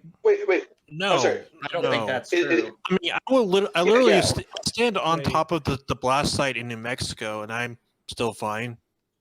Yeah, are you referring to newer ones maybe? Because again, I was just repeating I saw a CNN article that says the Moab was the second biggest one we had in our arsenal. I was just repeating a little bit of talking points. Sorry there, but yeah, I from what I understand, Nagasaki and Hiroshima are still massive cities, but that might be because there might just be newer ones make it untenable. I don't know. My point was the fact how small the Moab is compared to actual nuclear weapons. I don't know if that's true because I stand in the place where the New Mexico test bomb happened, and I'm still fine. And I don't have cancer, and they said he was safe to stand on it. For a day or two. I think it's long-term effects. You can go visit Chernobyl for a day. Okay. But you can't live there. Actually, Chernobyl's relatively. If you take a look at Chernobyl, it's actually relatively you know what? Go buy a house there, live there 30 years, raise your kids there, and let me know if you get pancreatic cancer in 30 years. Okay, if you look at the millisievert level in Chernobyl, they're about 3 or 4 times the normal background, which is not absurd. That's about what pilots get. Okay. So you're right, bro. There's a lot of cheap land there. Go move. Hold on, I looked it up. Just so we all know the nuclear. Our bombs, please. Can we get the bomb stuff correct? The mother of all bombs that Kobe is talking about was it was equivalent power of half of the little boy that we dropped on Hiroshima. So big fucking another one bomb. though? Didn't they have the father of all bombs now that they did too? I thought they came out with a bigger. I don't know if they one actually than the dropped mother that of all one, bombs. I think that was a thing that was in development. Okay. I also wanted to say something about. So Pan, finish it, and then Kobe, and then Ink. Yes, the other thing, I kind of agree with Kobe that if we dropped one nuclear bomb, the rest of the world probably wouldn't immediately go after us. However, I will say that it would seriously reduce the stigma of it, because right now there's this huge stigma on nuclear weapons. No one's used in 70 years. If we kind of open that box, it might open the way to let's say Russia being oh, well, maybe we can use one if it's not against the power. So I feel destigmatizing using nukes could have very bad consequences, even if the first time we use a nuke, the world doesn't decide to kill us all. I think that it could still lead to the proliferation of more nukes in the future, which would be pretty bad. Oh, somebody else. Go ahead, Kobe, and then Ink. Oh yeah, I was just gonna say, like, from what I understood, people We still have to live get in 10 people Nagasaki and chatting at Hiroshima. once for me It to be seems able like to the problem with VIP Chernobyl is people. probably like the nuclear power plant continuously spilling up radiation. But again, like I said, I'm not. My radiation knowledge begins and ends with the Metroid or Metro series. Okay, Ink. We keep bringing up Hiroshima and Nagasaki, but like Prime was saying that the politics of using the nuclear option was very different on like Drop Zero. Like the politics behind bombing Nagasaki and Hiroshima, like the people that had developed the bomb and like the statisticians and military tacticians that were around at the time. As soon as we can get, as soon as we can get 10 people chatting at once in our chat, we can do that. The Japanese significantly. It was pretty Also, much, getting like, to 100 is actually a big milestone. We got to do that too, and now because there are like things we that only unlock that we discuss- can help these other instead of just cats out dropping with. one bomb for like this spectacle, essentially, where our only discussion thus far has been like 50 missiles at once or something to totally annihilate somebody. Okay, actually, I'm sorry. So I was wrong on that. It's 1/1000th the power with the same fucking blast radius, which is insanity. That's actually the craziest thing I've ever seen. You're talking about dirty bombs? No, the Moab. The Oh, Moab's blast radius is estimated to be 1 mile, which is the same radius measured for the bomb dropped on Hiroshima and Nagasaki. Even though the explosiveness of it is actually 1/1000th of it. Well, what does that even mean? How does? I don't know how. What does Science, that mean? dude. Wait. It means that it's got a big fucking blast radius. So okay, it means the radius. Wait, time out. I would like to attack this point exactly. Maybe not the long-term effects. The size of the area, which would be the radius. Wait. Why am I reading an Axios article that says, yes, the Beirut blast was terrible. It was less than 2% of the size of the Hiroshima bomb, which had an explosive power. Like, it was 2% less. 2%. But that's not a blast. That was a oh, wait, come on. I'm reading that really wrong. I'm super sorry, everyone. Yeah, no problem. No problem. My bad. Oh, I was reading it wrong at first. Yeah, that was a factory that went off that he was referring to. That like that had the storage of fertilizer, and that like blew up. So it was just different. Yeah, fertilizer. I mean, that's it was fertilizer and firecrackers. Timothy McVeigh had fertilizer. Look what he did. Preach. What do you do? No spoilers. A church. Oklahoma City do you not bombing? know, Ben? Are you? I'm not sure. He's trolling everyone. Yeah, I wasn't sure. I wasn't sure. I've heard of Timothy McVeigh. Okay. Oh my god. Oh no! No! Don't say that. Pam, I had an element of respect for you. Please let me retain that. No. His fucking name. He's horrible. Don't worry. Mask off. All right. Mask completely off. Can we delete the VOD? I mean, I don't want people to see my mask off. You know. I'm only for you guys to know, but. Hardcore McVeigh follower. I knew it. I knew it. Yeah. Just kidding. Yeah, but Kobe, I think you brought up some interesting points about like what our response, the world response would be, right? So let's pretend it's anyone but, well, let's pretend it's a Western Europe, Western nuclear power, not the States, but a Western power that does it. Of course, and bash. Like, what do we do? Let's say the British. If I was Luxembourg, I don't know. Like, I'm too small of a nation. No. I mean, I'm confused. I mean, a nuclear power. So like like Luxembourg, is like a nuclear France. power. Luxembourg has nukes. What am I confused? Maybe Luxembourg probably has nukes stationed in them, but I don't know if Luxembourg has probably American nukes. But if that happened, just to answer the question, we probably kick them out of NATO. I'm assuming because they'd probably be going against like the voting thing there. But other than that, I'm pessimistic on this. I don't know. America's not going to war with France because France nuked insurgents in Mali. You know what I mean? America, we have a way too high level of what's it called? People don't care enough. I think. So Yeah, Yeah, no, I- I actually almost completely agree with that. I think that there would be like this backlash overall, but if like let's say Biden did it, and let's say he gave us a pretty fucking good reason, like, hey, there was 10,000 terrorists hiding out in this remote place, and they were doing a training ground, and you know what?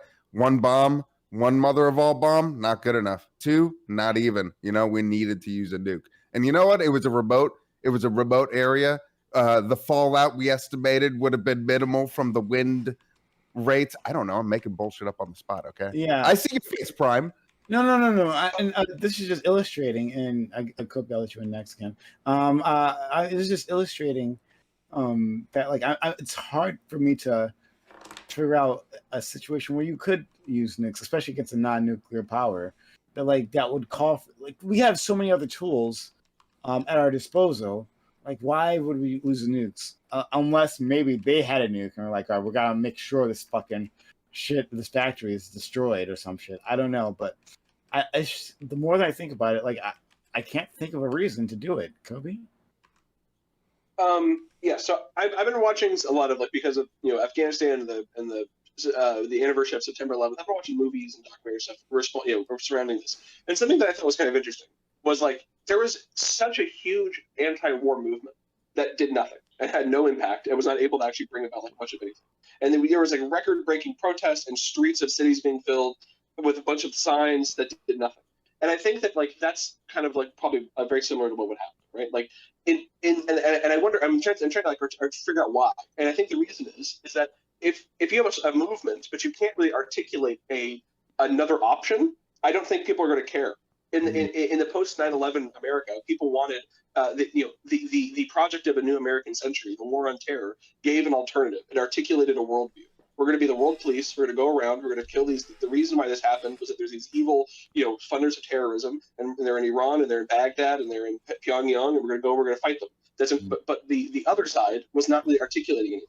It was very moral. It was talking about all the things that we were doing wrong, but there wasn't really anything. What was the anti-war movement's response to 9/11? Maybe some truthers, some conspiracy theorists. That wasn't articulated well enough. And I think that would be the same thing here. As you're pointing out here, Prime, I agree. You're trying to see like a point. We can blow shit up in 9 ways from Sunday. Why do we got to use this one big problematic thing? But on the other side of this, I don't have a good answer because I know how the military works, and the military doesn't necessarily work on that kind of logic. You know what I mean? A lot of the time, military logic is as Captain Jones is saying. If you can give a big list, if you can have a military guy give you a big list of reasons why they did it, a lot of people are just going to be like, okay. You know what I mean? If there was a bomb that went off, like I said, if some insurgents in North Africa got blown up, we destroyed some Al Qaeda base. You remember the video of the guys doing the monkey bars? We say we found the monkey bar base and we destroyed it. Most people would just be like, okay, I bet they had a good reason for there. I don't understand what's going on over there, and I hope the terrorists don't come here. I think that's probably the most realistic. Oh, So, the monkey bar base that was based. We'll go to Jason next. Is it Pan? Do you want to go? Sure. Yeah. Okay. But Kobe, yeah, I don't know. Now I'm actually moving back and forth because what you previously said, like what would the world response be if we actually used it? And now, like, what do you think the world response? Go. Yeah. What do you think the world's response would be? Oh, I'm not sure. I'm not sure right now. I think we'd be panned. I think we'd be panned. I think we'd be panned across the entire. Let me finish my name Sorry. Sure, yeah. But I'm going back and forth as to like what I think would happen afterwards. Would it be that big of a deal? Like, non-state actor, like we drop this. I feel like there's it's less like the damage that could be done, right? It's the psychological barrier, right, of using a nuke, right? Because we could drop like a smaller nuke, and it would do horrible damage. Even a tiny nuke would do horrible damage, right? But like, there's just more a psychological barrier there, and if the U.S. just had like a reason to break that barrier, then what would anyone else do? Like we eliminated the go ahead. Okay, maybe a good real world example of this is like a lot of people, a lot of these Western governments said that there is a red line in Syria. If Assad used chemical weapons on his own citizens, that would be the red line. They made the exact same argument, and nothing fucking happened. He's used chemical weapons on his citizens multiple times now. And the truth of it is, I think the truth is like my human brutality argument. Most people, if you're not going to give a shit about a kid being gunned down the street with a machine gun, you're not going to give a shit if a kid's gunned down the street with a tear gas, right? You know, maybe the nuke hits up there because of just how horrible it is. But I don't know. I'm a little pessimistic. Jason? I think we would be, if we actually executed using a nuke, which I think we'd be panned. I think that our status in the world would be diminished greatly. I think we would be feared in a way that would be akin to Kim Jong-un in North Korea. I think we'd be seen as already, if you look at the Middle East and the way that they viewed the United States, it would further inflame their rhetoric and their ability to radicalize people in their countries who already have anti-American sentiment. I think it would basically be grounds for an all-out assault from every single one of our enemies onto the U.S. And yes, I know we have more nuclear weapons, but I think they'd hedge their bets on the fact that they wouldn't want the entire world to go to, that we wouldn't want the entire world to go to shit because we still have to inhabit it too. An all-out assault on the United States for us using nukes? You think that'd be the response? I absolutely do. I think people would be furious with us. I think people that had any kind of shaky relationship with the U.S. would certainly question it. It may not necessarily happen straight militarily, but we might see like economic sanctions. We're going to see shit from NATO. We're probably going to be defellowship from NATO. We'll be booted. Like okay. So you mean a non-military response? Is that what you're saying? Okay. I mean, in general, like there's going to be a lot of things that will come against us, and non-military and possibly some military response too. I don't think that it would be a multilateral military response, but I think there might be some repercussion that way. Hold on. Hard Look to at the disagree past on that. 50 years of American foreign policy. We have been doing coups in Haiti. Been doing coups in Honduras. We invaded Grenada. We invaded Iraq. We invaded Afghanistan. We've massively fucked up. Grenada's not it was a small operation, but massively fucked up Iraq and Afghanistan.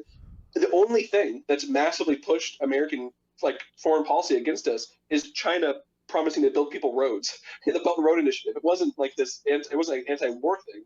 It was like economic. I don't think. I think that maybe there'd be the anti-war movement. But I don't think there's. Until you can articulate an actual different path, people are not going to give a shit.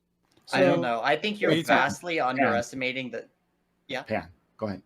Oh, I think you're vastly underestimating the psychological damage that that would come with using a nuke. Because I think that yes, it's true. We have said a lot of stuff and not followed through. However, if you take a look at the public conscious, one thing we haven't done in pretty much anyone's lifetime that's still alive. Obviously, there's still a few people that are alive. When we first used the nuke, but this is something completely foreign to us using a nuke again, and it would either have a huge psychological effect on us to the point where we would just withdraw, or in my opinion even worse, what you're saying is true and we don't have a psychological effect, because if that's the case, then there's nothing stopping us from using it again. I think the biggest reason we don't use nukes today is because everyone's fear of nuclear war. If we start using a nuke and a nuclear war doesn't happen, well, we're going to start using nukes more. And that we might have a nuclear war because we start using nukes for more and more problems. So I do think there's a sort of slippery slope here. Yeah, I would agree on that. Also, internally within our country, we're going to have increased anti-American sentiment because a lot of people in the country don't agree with using nukes. I don't know. I'm totally getting Kobe pilled right now because I can totally see this fucking scenario where there's a non-nuclear actor, there's a terrorist organization who maybe I don't fucking know, I'm just making bullshit up off the top of my head. They fire upon a U.S. military base, they kill a bunch of U.S. military soldiers, and now and then we locate a good amount of them, and they're spread out in a region, and they got bases operating in places that are hard to fucking get, and it's all spread the fuck out and nuclear bombs are our best fucking option instead of putting boots on the ground. No. And Biden comes out and he has a good justification to say, collateral damage, bro. What if that's your mom, sister, aunt, uncle, building kid? the scenario. Jesus Christ, people. Look at the precedent you're going to set. Right now, all right? I'm just building the scenario for it. But we constantly have to provide all these like very specific hypotheticals to like just talk ourselves into, okay, well, what is the scenario where we do drop the nuke? But I mean, given everything that y'all have said, like I still think the environmental damage is so severe that I don't think anyone gives a shit that's about the that's environment. another- Nobody, be completely honest, the environmental nobody concern thus is the far least has- in my I don't worries. know. Yeah, that's If what you I'm haven't saying. seen Castaway, Nobody- I don't know if you have a frame of reference here. Let's go. Just be very clear. Just be very minor interjection. I'm not arguing we should do this. I'm simply saying what I think would happen. Exactly. I don't think it's. I mean, I agree with Jason saying we should think about the idea. What if that Grenadian person was my daughter or my sister or my brother? I don't think people will do that. Yeah. Was it Claris? Do you have your hand up? Yeah. So the things that Kobe was talking about were basically largely either covert actions, things that aren't even really in the public consciousness, or were actions that were taken in retaliation for, like, say, terrorist attacks. So in that sense, the public sentiment is really on the side of the American military. So in which case, I don't think those are really in parallel. If, say, for example, if we were to just drop a nuke as like a show of power on like a foreign country, I mean, that is really kind of like the epitome of like what the Empire would do in Star Wars. That's literally what they did. They blew up a planet just as a show of force, basically. So it's really kind of easy to see how that could instantly turn public sentiment against the United States, even from within. So you would see, I think, a massive political disruption if you were to do something like that politically, and you would actually have a lot of environmental damage depending on where you dropped it as well. One of the main reasons why there wasn't environmental damage from the nuke testing in Nevada is because there's fucking nothing there. It's the desert. A lot of people don't know this, but the nuclear winter that we would actually encounter if we were to drop a bunch of nukes somewhere is from the fallout. I'm sorry, not from the fall, from the fires that would be caused by all the nukes that when they go off, they basically just start a bunch of fires everywhere, and that causes dust and smoke to go up into the sky and basically block out the sun. That's what causes nuclear winter. If you ever seen the movie The Road, that's basically the scenario in that movie. Great book. Yeah. The faith in the American population is astonishing on this panel. I just gotta say, I was in another dimension. I used to live in this dimension where after 9/11, everybody got turned into like actual barbarians from movies. You're literally saying that I remember Howard Stern saying we should drop a random nuke on a random Middle Eastern country. But yeah, I don't know. Maybe in the 20 years we've all become peaceniks. I don't have faith at all. Hey, Superpower Broadcasting wants to blow up the planet. Let's hear it. Cool straw man, bro. Cool straw man, bro. Hey, thanks to Prime for bringing me on. I run the channel Superpower Broadcasting. My name is Kevin Castley. I'm #nukepilled. I'm here to school and correct some misconceptions. I've studied nukes for a long time. I know my nukes. And a lot of people said some factually inaccurate stuff for what I was listening to, at least. Somebody said here, for example, I'm just going off memory right now, that the Moab, which has a yield of around 10 tons, was half the yield of Hiroshima. Little boy yielded 12 kilotons. Yeah, that was 12 kilotons, so 1/1200th. Somebody else said that the blast radius of Fat Man, a 20 kiloton yield device, but the same blast radius as a 10-ton conventional. That's what the article said. That's not true. No, but that's not true. That's not true. So you plug these things in. No. So you plug this into Nuke Map, right? So you're going off of different radii. The total blast radius of the Moab is 1 mile. Are you telling me there's like a whole ass fascist website that teaches you how to blow Hold on up a second. people Hold by on a radius? second. Hold on a second. The area of basically almost total destruction around Fat Man is close to 3 miles in terms of massive structural damage, 5 psi or greater. So that's just bullshit. Like, these things scale in such a way that, No, it generally isn't a straw man, speaking, 'cause that's exactly you what he wants multiply to the yield do. by 10 times, you expect the blast radius to increase by a factor of 2. So for something to have 3 times the blast radius, you would expect it to be 100 times more powerful, roughly. Is this I'm related? telling you, man, it's just Can I just not ask a question? true. But that's Can I not, just- How not many true, people dude. can Can I it just ask kill, a question? though? Let's get to the bottom line. How many civilians can it kill? A Moab or a Fat Man? Because it really depends where they're dropped. Come on, we're Okay, we're passing the planet, okay, right? well, Let's do it. the nuke can kill fewer civilians than the Moab if the Moab is dropped in the middle of New York and the nuke is dropped in the middle of nowhere, right? So it really depends on a ton of different factors, right? But why so would you I'm drop just a telling nuke you, in the middle of all nowhere? that I'm telling you. Well, Why do you have two? Wait, hold on. Why do you have for two science. lamps Hold on. facing each other in the background? I'm just very What's that? curious.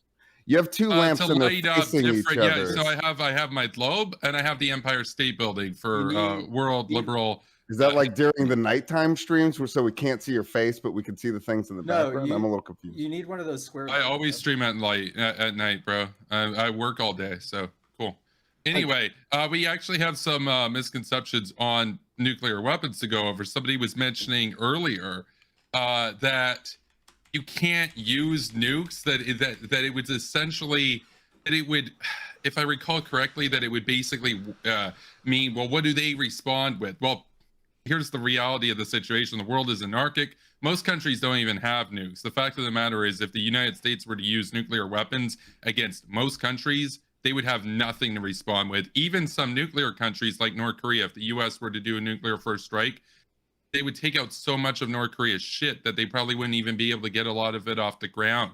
A nuclear war favors the attacker. So that's why part of the nuke pill is nuke them before they nuke you. If you know a nuclear war is inevitable, you're better off to initiate it than wait for them to initiate, because you in that chaos, especially if your leadership isn't actually sure what they're going to do, if they never really thought about it, like Reagan until 1983, or Elizabeth Warren if she were to become president. Do you remember you the let that 30 kamikaze? minutes go by, and then you don't retaliate, and now you've lost half of your shit in the first wave. Now if you do decide to retaliate, the enemy's already taken out half your shit. What are you going to do? You got your Do you subs left, remember the basically. kamikaze?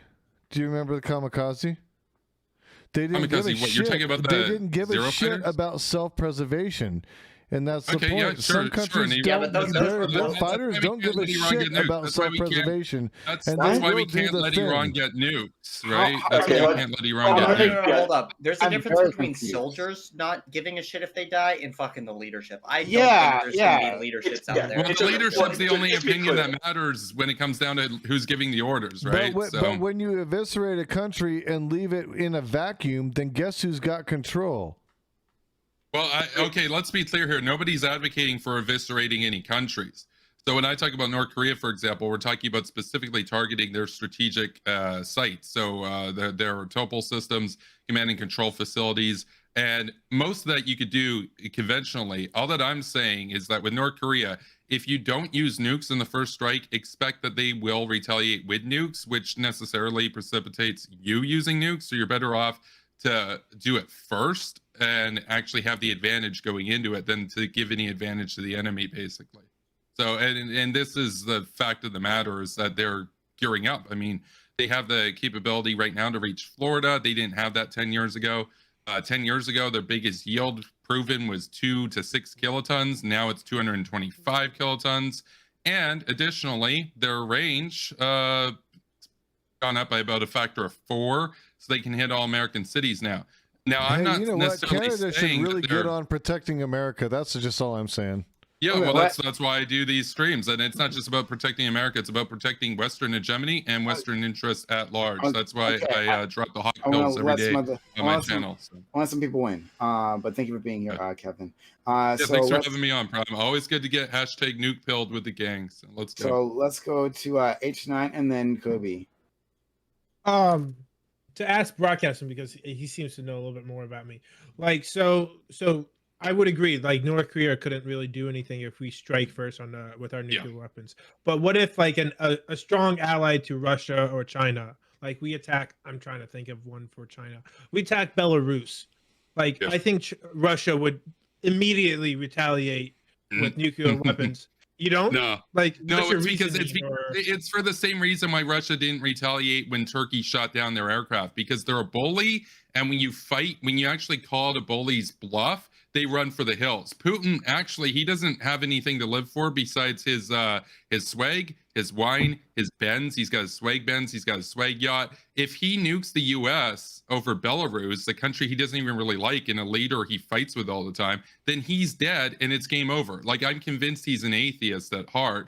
I'm an atheist. I see this guy. He knows that religion is just a sham, basically, and he uses it to stay in power. Putin, the whole regime exists to make him richer and his family richer. This sounds so like some if he nukes the horrible U.S., it's game nationalistic over. So he would actually talking just stand points. by This and is let it dog happen the shit. same way that Who the Turkey fuck shut let down this guy into the Russian room? bomber over Syria in 2015. God, And he's Russia, such a crap actually, you know what stance. happened in the wake of that? Russia actually respected Turkey more. They're like, ooh, you stood up to us. We respect that. So if America went into Belarus, Russia wouldn't do shit, because what are they going to do? Putin doesn't have a death wish. He loves his money and he loves his wine. Right, That's but gone. what would happen if Canada went into Belarus? Well, I've advocated for Canadian involvement for sure. The thing is, it wouldn't do very much because we don't have a coordinated effort. What you either need is a bunch of NATO countries. You either need a bunch of NATO countries, or you need American unilateral resolve, right? And so you can't steamroll superpower broadcasting. He has it the kind of looks superpower like I'm doing it. Kind of looks like I'm See? doing it. Kind of looks like I'm winning. Exactly. He just Well, will I'm not. just saying, So what I'm just next? saying, What next? America like, can't America nuke North should be Korea. the It's like, world watch place. If America you're do it, Canadian and you're then say in you that can't, country, right? and that's the place where you want to be, and that's where you're calling your citizenry. Why are you telling our soldiers to go to fight for something that No. I want to be country clear. or Everything you that and I your country advocate, believe in? yeah. Everything that I advocate for the U.S. to do, I also advocate for all NATO countries to do, with the exception of own nukes. I think only America should have nukes. So, let's go to Kobe and then Ink. Yeah, I mean, that I don't really have anything. You can move on next. My question was for superpower as well. So it sounds like you've done a lot of research about the aftermath of the process after you've launched the nukes, and you've had the first strike. If there's no retaliation, You know why he's done that research? Because he has the designs to launch nukes on people for no fucking reason. He's psychotic. He's mentally deranged. This guy wants to fucking kill people. Do you think anybody? Yeah. So I'm talking about, like, he is totally fine with it. Yeah. So basically, there would be a retaliation. You're not going to hit all their shit. We waited way too long. They have about 100. Some are going to get through. That's just the fact of the matter. Most of that's going to be localized to the region: Japan, South Korea. Some of those will get shut down. Some might get through. The longer you wait, the more they'll get through, unfortunately. So you got to go as soon as possible. As far as the environmental effects, we're talking about fairly low yield tactical range devices to take out hardened facilities and whatnot. At the end of the day, that war is inevitable anyway. So, like, there's going to be a war on the Korean Peninsula, whether we wait for them to start it or we initiate it. So, and once you understand that this favors the attacker, you're better to be the attacker than the defender, especially considering that we have a limited time window to retaliate. So there will be a retaliation. There will also be a massive conventional war that follows that, but they'll obviously be greatly weakened in their strategic capacity. As far as the environmental result of it, look, unfortunately, there's going to be a war in Korea, so it's like it's going to happen sooner or later. But if we say don't use just conventional weapons, and we do nuke somewhere in North Korea, I mean that's going to have even if they're. Oh, yeah, we lost your audio.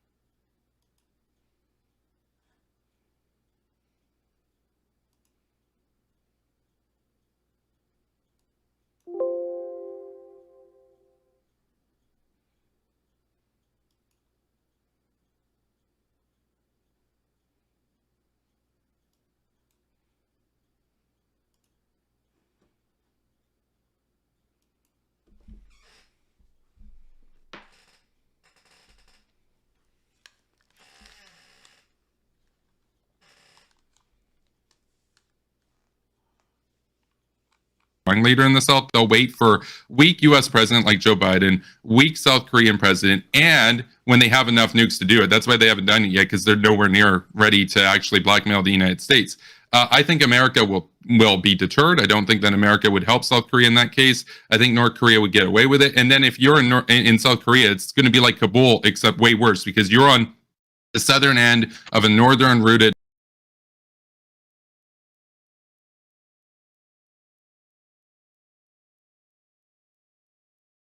of a war with North Korea now are preferable to North Korea owning the people of South Korea for millions of years in perpetuity. So, But we can't. So definitively just saying, say can I that just put into context something? What Superpower is saying is that a country with the GDP of $19 billion is going to be a threat to a country 40. with the GDP of $21 trillion.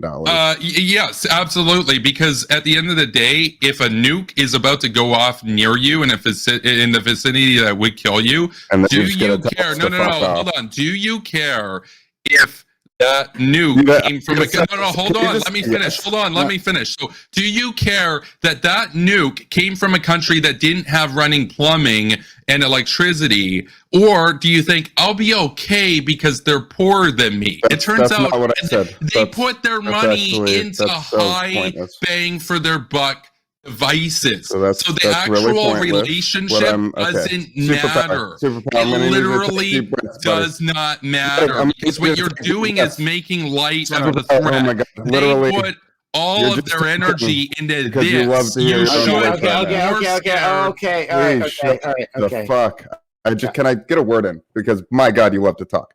Okay. And you so, love to make stupid points. You love to talk so much. It's so cute. I've only debated him once, so. Yeah, that's And too yeah, many. yes, I agree. Too many. That was an absolute clusterfuck. So. So Superpowered. So you think that it could, because it was your statement that you said that North Korea's plan is to gather these nukes, and then they were going to, and I quote, tell the U.S. to fuck off. And even if John Bolton was the president, nobody's going to be able to do anything. And what I'm contending, what I'm trying to say is that, and I'm trying to point out how ridiculous your statement actually is, because North Korea has the GDP of 40 billion. You said, I'll give you that. That's twice as much as I just read on the internet, but whatever. I'll give you that 40 billion compared to our GDP and our military and the amount that we spend on our military. And you think they're just going to kick us out and South Korea is going to fall in 24 hours. Yeah, because the Taliban has a smaller, and the Taliban has a smaller GDP, and the Taliban has a smaller, GDP than North Korea, and they don't even have nukes, and they pulled them. But why is the only options Wait a either second. nuke first or we Wait a second. Hold on. Are you comparing the situation in Afghanistan with the situation in South Korea? Well, yeah, because the lesson there is no. Hold on. I'm going to answer your question. I'm going to answer your question. Yes. Okay, let him answer. Oh my God. You asked me a question. I'm about to answer you, dude. Right, Shut the fuck up. I'm going to answer you. It is analogous, not to say that the Taliban is equally as strong as North Korea. Obviously, North Korea is stronger. The point is, it's a situation where it proved that you can have largest military, and if you don't have the will to fight that war, they can go in and take your shit and you're just going to do nothing about it. So the lesson here is to Taiwan and South Korea, look, America, especially under Joe Biden, does not have the resolve to defend you. Does not have the resolve to defend you and uphold its own interests. Answering the actual question. So you dodged the question. No, So I didn't you dodge the think question. America- I literally answered you. I said that it was comparable, Superpower. except North Korea is even worse because they have nukes. And the Taliban didn't have nukes, and they got away with it. Buddy, So- what I'm trying These to tell guys are you so though, is fucking that our loud. commitment to South Korea is a lot stronger and has been a lot stronger Until than they our commitment say to that they can nuke all your buddy, cities if you don't buddy, fuck off, and then you buddy, leave. That hasn't happened. buddy. That hasn't It happened. hasn't happened yet Yeah. because they don't have enough to do it credibly yet. They're not going to be stupid and do it before they're ready. They need to have a few thousand so that they can make it credible. They're still about 20 years Both off of them from have that. their But mics we're running out of cranked. time. They're They're still going to get 20 there. years off at the It's really I'm their just mics. going to Their say it mics like are this. That cranked the sounds fuck very up, delusional man. to me. That's And because I you're not an think educated and person. what I said which was the actual numbers of how big their economy is, and like, which is irrelevant and also untrue. They have about a $40 billion military let him respond. Let him respond. Go ahead, Captain A. Jones, please. Thank you. Which correlates their GDP correlates to how big their military is. Do you know how much we spend on our military? It's exponentially. Why is their army? No, but this is stupid. No, this is stupid. A sword. Look. The only stupid motherfucker here is you. Hold on. What's scarier? What's more scary? Which is one question. What's more scary to you? Dying from an old sword from a very poor country that kills you, or dying from a very rich machine gun, technologically advanced machine gun from a rich country that kills you? It turns out they're both scary because you die either way. It actually doesn't matter how much money they have, because if that argument were true, if that argument were true, then we could just ignore these threats and not take them seriously because, oh, we have more money than them. What interest do you have in blowing up the world? I am trying to understand that. What interest do you have in blowing up the world? Military capability, not their GDP. The GDP is a meme. I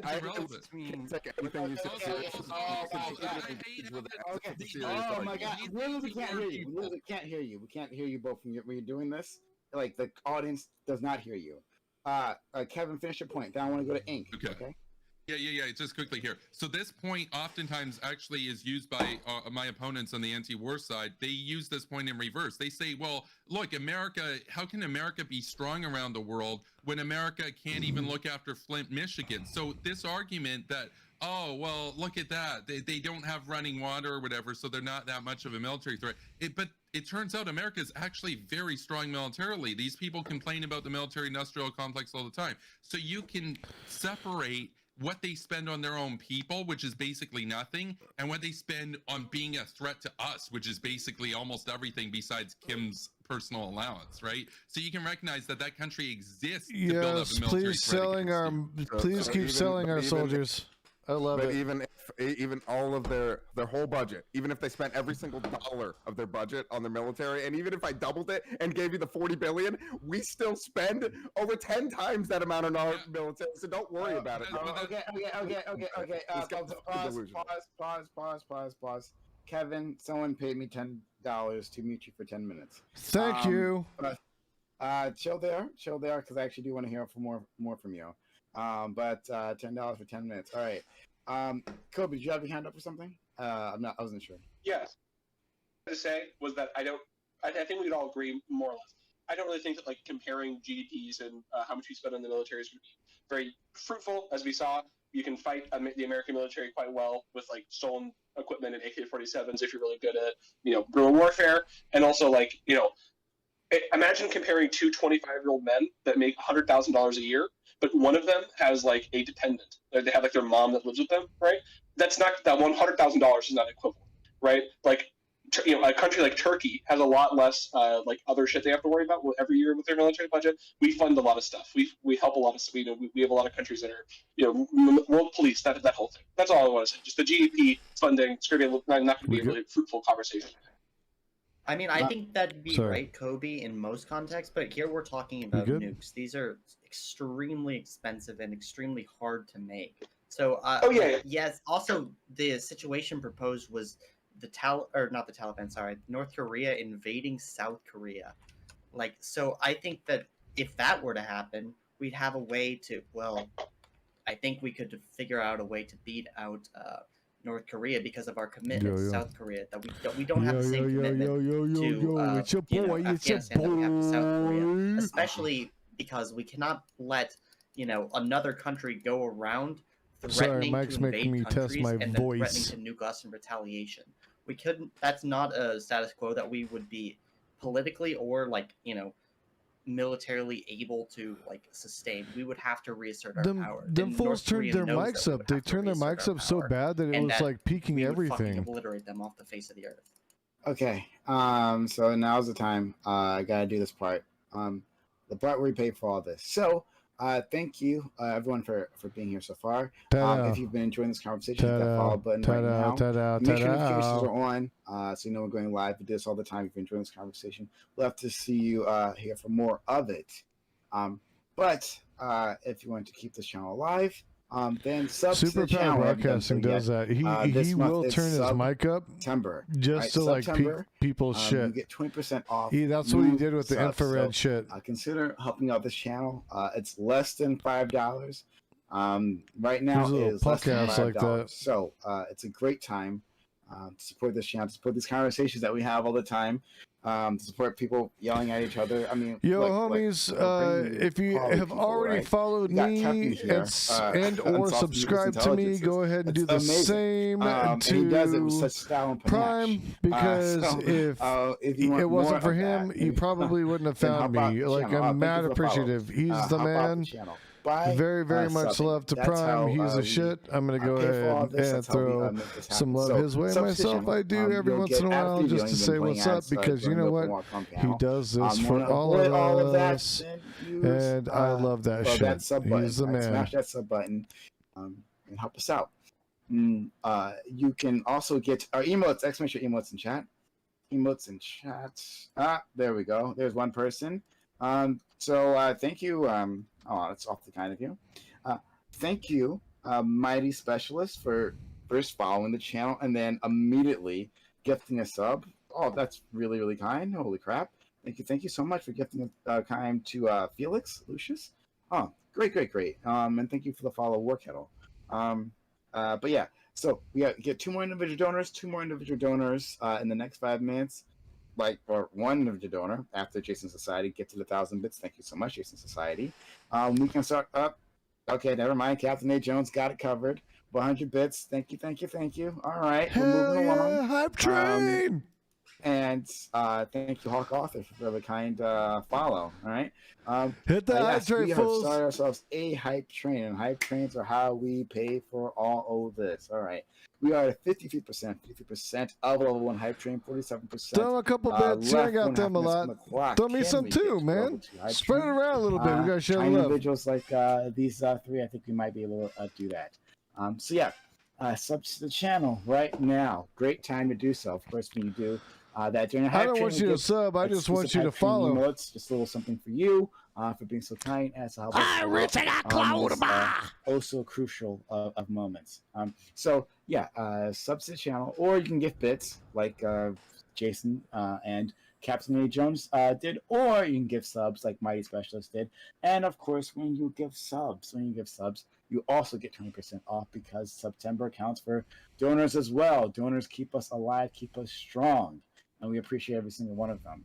All right, yeah, 3.5 minutes left. When you're supporting, this channel, when you're gifting, right, then you're supporting these open walk-ons, right, where we get these random individuals to come on.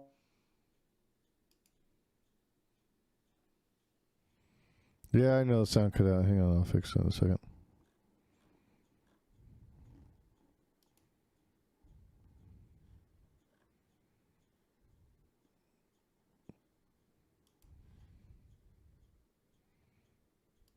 And do other things, then sub to the channel.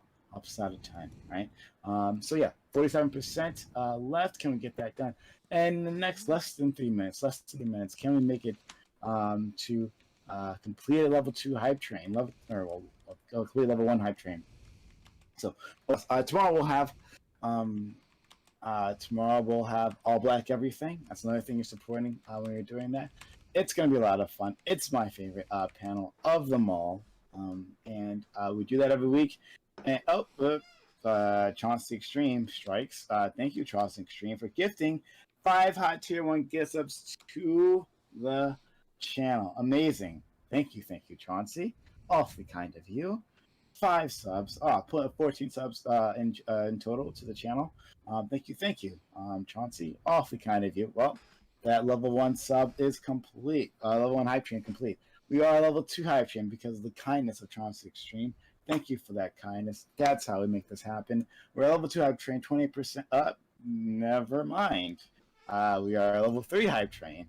This is going a lot better than I thought it would. We are level 3 hype train because of the kindness of Relevant Thought, who said says they will not be outdone by Chauncey, and gives 10 subs. Oh, thank you, Chauncey, and thank you, Redolent Thought, for gifting 10 subs to the channel, 22 subs lifetime. Oh, awfully kind of you. Just amazing. Yeah, I didn't think it was going to go nearly as well as this. Thank you. And yes, let's put some Prime Banker emotes in chat. Let them know how much we appreciate them. That's why we have these Prime Banker emotes. Thank you, Captain A. Jones, for leading the charge there, for putting those emotes out there. That's how we show our appreciation to the kindness of those individuals. We are level 3 hype train, right? In just moments we got there. All my homies and smokers and heads up in the chat, go ahead and throw some shit Prime way. He's doing it for us all. Like, the reason I'm on this shit is because Prime gave me a voice, so go ahead and do that shit right now. Yeah, I mean, we should all be thankful to Prime for platforming people as problematic as all of us, so keep up the good work. Yes, I have low standards. Hooray, give me money for that. Okay, I wouldn't say that. But... So does the state of California.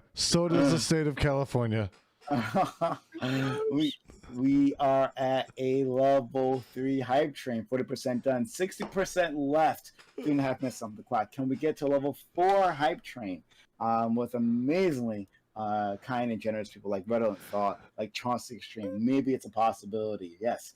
I'd pay some money for Superpower to get rid of those Pixar lamps. But I can't promise you that. I have no control over Superpower broadcasting. But if you give me enough money, maybe I will be able to buy him, and then he will do as I tell him to do. But Bougie, thank you for the 5 hot tier 1 gift subs to the channel. Oh man, Bougie's so kind. Bougie and Chauncey, I see you out there. Thank you for your continuous support of our community. Bougie with 161 subs lifetime. So much support from Bougie. Thank you. Followed by Casey Jana, who's right there next to me. Thank you for the 300 bits. Awfully kind of you. Putting us at 92% of a level 3 hype train. 8% left. Oh, so close.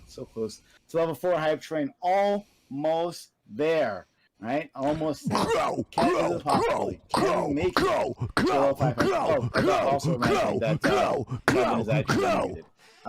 me unmute you now, buddy. But I wanted to use your time. This happens to you so base. People have to pay money because they're scared to hear you speak truth bombs and truth nukes. What a cope. What an absolute cope, whoever truth nukes. The truth was just too great. The yield was too mighty. Yeah, it was like 5 megatons of spook, dude. 5 megatons of spook. And let's go. Hashtag nuke gang. If you choose to cope by putting money in my pocket, I think honestly that's the best way. It's the healthiest way. Ask your psychologist. I think they'll tell you that is the way to deal with problems, is to put money in your local streamers. Well, my streamer, my pockets. Not. They can give subs, Prime. They can gift you subs. They don't need to go that route. Give subs to hear Casey's opinion. Subs, people. We have less than 90 seconds left on the clock. Who out there? Who among you brave individuals? You kings and queens among men and women? Who will save the hype train? 8% left. Go. Yeah, let's make it happen. Let's flip and go. We have less than a minute left on the clock. Who will save this hype train, getting us to a level 4 hype train? 8% left. 8% left on the cusp. We can taste it. We can taste level 4 hype train. Who will help us out? How do you do that, right? One, you can sub to the channel yourself. You can gift bits, you can give subs. If you have a resub that's ready to pop, use that resub right now. Use it. That counts to this. If you've been lucky enough to be gifted a sub, then you can use that gifted sub and use it here on the channel, and that will help us out as well. Redolent Thoughts strikes again with 5 hot tier 1 gift subs. A Mighty Specialist coming through once again with another 2. Okay, well, 27 lifetime from Redolent and 3 lifetime from a Mighty Specialist. Thank you. Awfully kind. Wow. We have made it to level 4 hype train. I did not think this would happen. I didn't think we would get here, but here we are. It's a possibility. Look, 46%. 46% of the level 4 hype train done. 54% left. 4.5 minutes on the clock. Plenty of time to make it happen. So yes, let's put in some PrimeCayes emotes for the kindness of Relevant and my specialist, and of course everyone else who helped us out so far. PrimeCayes emotes in chat for them to show them how much we appreciate how much they're helping us out. But of course, you can sub to yourself. If you haven't been so lucky as to, thank you for your pocket change, Kevin. I much appreciate that. I only have 45 right now. I can do more. I can do more. Thank you. Oh, Level wow. 5 hype train or I quit. You motherfuckers come to like a strip club and toss quarters. Level 5 hype train or I quit. That's it. You want to see these nipples? You get a level 5 hype train or I quit. Let's see. I don't think we'll be getting a level 5 hype train now. Why not? Why not? Why don't you think so? Oh, did you hear what Jason threatened? Oh yeah. He might have sabotaged us. Yes, indeed. Thank you for that. Yes. Just do it. You can, throw your pocket change at me. But if you actually wanted to make some movements onto this hype train, push it along. Yes, gift a bit substantially more with your bits. Or gift sub. Gifting a sub helps a lot, right? Or subbing yourself. Remember, 20% off. You've been thinking, when will I support? I desperately want to support this channel. That gives me entertainment 6 nights a week. And we've never missed a day, not a single day, not one. I desperately wanted to keep this channel on running, but I just don't know when to strike. Now's the time. Strike now, like Jason Society just did. 400 bits. Thank you, pushing us to 52%, 48% left. 2.5 minutes on the clock. Is it a possibility? Can we make it to a level 5 hype train? I think it might happen. With kind of people like that. So 400. 400. Yes. Think big. Nice. Think big. When doing. But seriously, every little bit helps out, right? So if you can sub, or resub, or continue your sub, right? If that's what you can do, that helps out too. You can see as it pushes along, that meter every so little, just a little bit, every so much. Here, getting us closer to our goal, a level 5 hype train. But we're a little far away from it. 48% left. 48% left. 90 seconds on the clock. 90 seconds on the clock. Anyone else can help us out? Come on, throw some bits. Let's flip and go. Just a little bit. Just a little bit. Put all the bits I had left. If you got extra bits out there, guys, drop them bits. Let's go. 2 bits, 3 bits, 4 bits, 5 bits. Come on, drop some bits. Come on, baby. Why does it sound dirty when you do it, Kevin? When you say that, drop some bits. It sounds dirty. It sounds dirty. We all love these. Oh man. We have a minute left. On the clock. Can we get to a level 5 hype train? Is it a possibility? We're the big dog benefactor. Come on. Any more heroes? Clearest Live is helping solve 100 bits, putting at 54%. 46% left. Thank you, Clearest Live, for the kindness. Right, less than 30 seconds on the clock. 30 seconds on the clock. Can we make it to a level 5 hype train? Level 5 hype train is almost there. Subs to the channel or gift subs, 20% off. Your dollar goes farther than ever before. Well, since last year, anyway. Now's the time to help us out. Less than 30 seconds on the clock. I thank those who are come on. Subscribe or Doobie will come on. Casey Jana with 400 bits. Thank you, Casey Jana, helping us out again, putting us at 60%, 40% left. Can we make it to a 5-5 train? Almost there. Seconds left. But one or the other, again, I do think Doobie stop lurking. I'm out. Okay. All right. Well, anyway, thank you for those who are kind enough to help us out, to push us along, to help pay for all this, because that's how we do it. Is through the kindness, the people who think this is a channel worth investing in, that this is something worth continuing. So enjoy your hype train emotes to those who did gift, like Casey Jana, Clearest Live, Jason Society, who helped out a bunch, the king of the internet,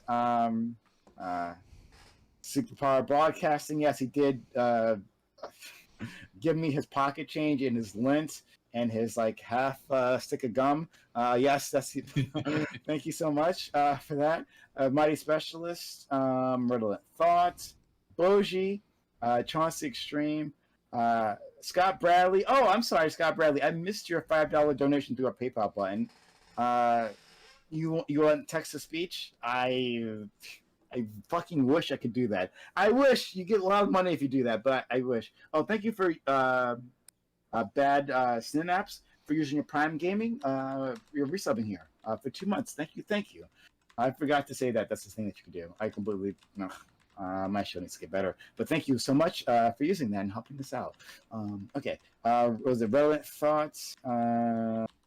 Chauncey Extreme, and I think I got everyone. Captain A. Jones, Mighty Specials. Yeah. For if I miss anyone, I apologize, but we gotta first thank our top 5 gifters. Leah at the top, #1, Channel Queen, 100 subs, followed by Rakkus Network, 70 subs. Zonia Dead with 50 subs. Boji, the very kind Boji with 43 subs, and DB rounding out top 5 there with 35 subs. On the bits side, Leah at the top, of course, where she belongs, 35,000 subs. Nick P. Brad, 9,000 bits. Sorry, 35,000 bits, excuse me. Nick P. Brad, 9,000 bits. Hans, 5,000 bits. Jason Society, 2,800 bits.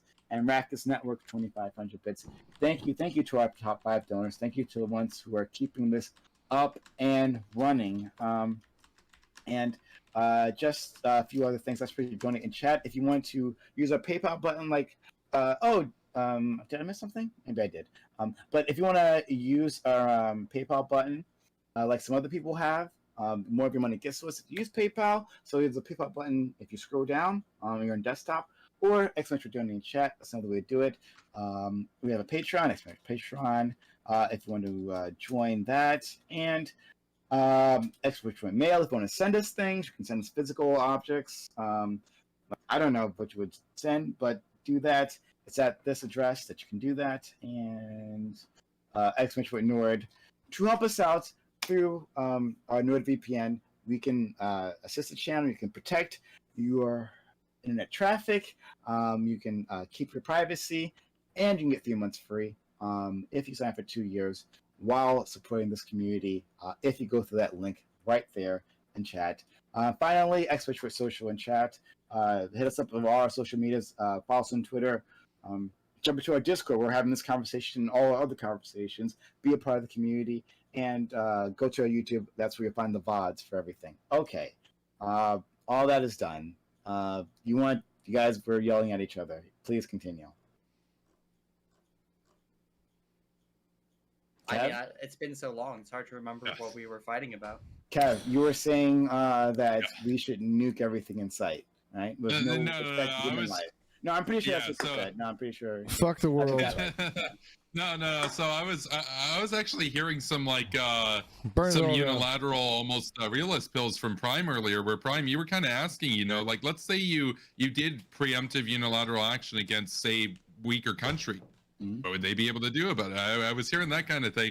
I'm not necessarily saying that you were advocating for that or anything. All I'm saying is that there's this idea out there that the second you use even one low-yield nuclear device, it's the end of the world. That's just simply not true. Like, if America did take out the Kim regime in North Korea, Russia wouldn't actually do anything.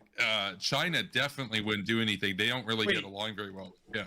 So China would let U.S. troops be on their border. China would let U.S. troops be on their border. That would be preferable to getting nuked if they go to war with the U.S. So putting up with that status quo is the preferable next alternative to what? They do a nuclear war with the U.S. and lose everything? That doesn't make any sense. No, hold on. That doesn't mean that there's going to be a direct. That doesn't mean that there's going to be a direct. Profit. That doesn't mean that there's going to be a direct military confrontation. Yeah. But you guys here have demonstrated, at least most of the people that I've listened to tonight, have demonstrated that they don't understand shit about nuclear warfare. So why would I take advice from you guys? Superpower. It's not. That doesn't necessarily mean that there would be a direct military confrontation from one of those countries, like China, Russia, whatever. That they could simply call to action, and they could have people, just drop out of the UN. You could see dissolution. The UN shouldn't exist. The UN, I don't want to abolish the UN. I'm for NATO. good for you. Okay, that's a different topic entirely. But you could see people drop out of these large global organizations that are basically the ways for the United States to project their global power. Wait, project their global power. Then why is North Korea? Why is Venezuela on the head of the Human Rights Council on points? Why is Iran at the Human Rights Council? That's not what I'm talking about. I'm talking about the UN. I'm talking about NATO. I'm talking about. The UN is the microphone for dictatorships and fascists. The UN is not in America's told us interest. to leave the UN. I don't want the UN to exist. I want NATO. UN. I want NATO. Like everything good that the UN does, like refugee stuff and food aid and everything, all that can be done by NATO. NATO can be expanded, and all the bad things, like having to listen to Putin lecturing us on bullshit, or Maduro lecturing us on stuff, and constantly saying, "Oh well, ignore what we do. Israel exists." Oh, the petrol state that the U.S. created is that what you're talking about? The UN since 1945 has been a compromise between good and evil. There's this idea that the UN was good and it got corrupted. No, actually, the UN was corrupt at birth. The only time it was good was when it intervened in Korea. Funny enough, and why was it good then? Because the when we blew Soviets shit up, right? The UN, they boycotted the UN temporarily, and they learned their lesson. And the Russians will never make that mistake again. The UN is not a mouthpiece of American power projection. In fact, the UN is dictator apologia headquarters. And as John Bolton said, you take 24. Well, actually, I disagree with this. You can take the whole building and he said get rid of it. I'd say turn it into affordable housing. The world would be a better place, and have NATO bringing up Bolton doesn't look good for you. Well, if you hold on a second. Bolton is one of the most hawk-pilled people in American politics. Like, it's not even close, actually. See, this is funny. I thought you actually understood U.S. global foreign policy. It's clear that you don't understand any of it. No. You're one of these like liberal internationalists who's all about institutions and stuff. I actually care about power.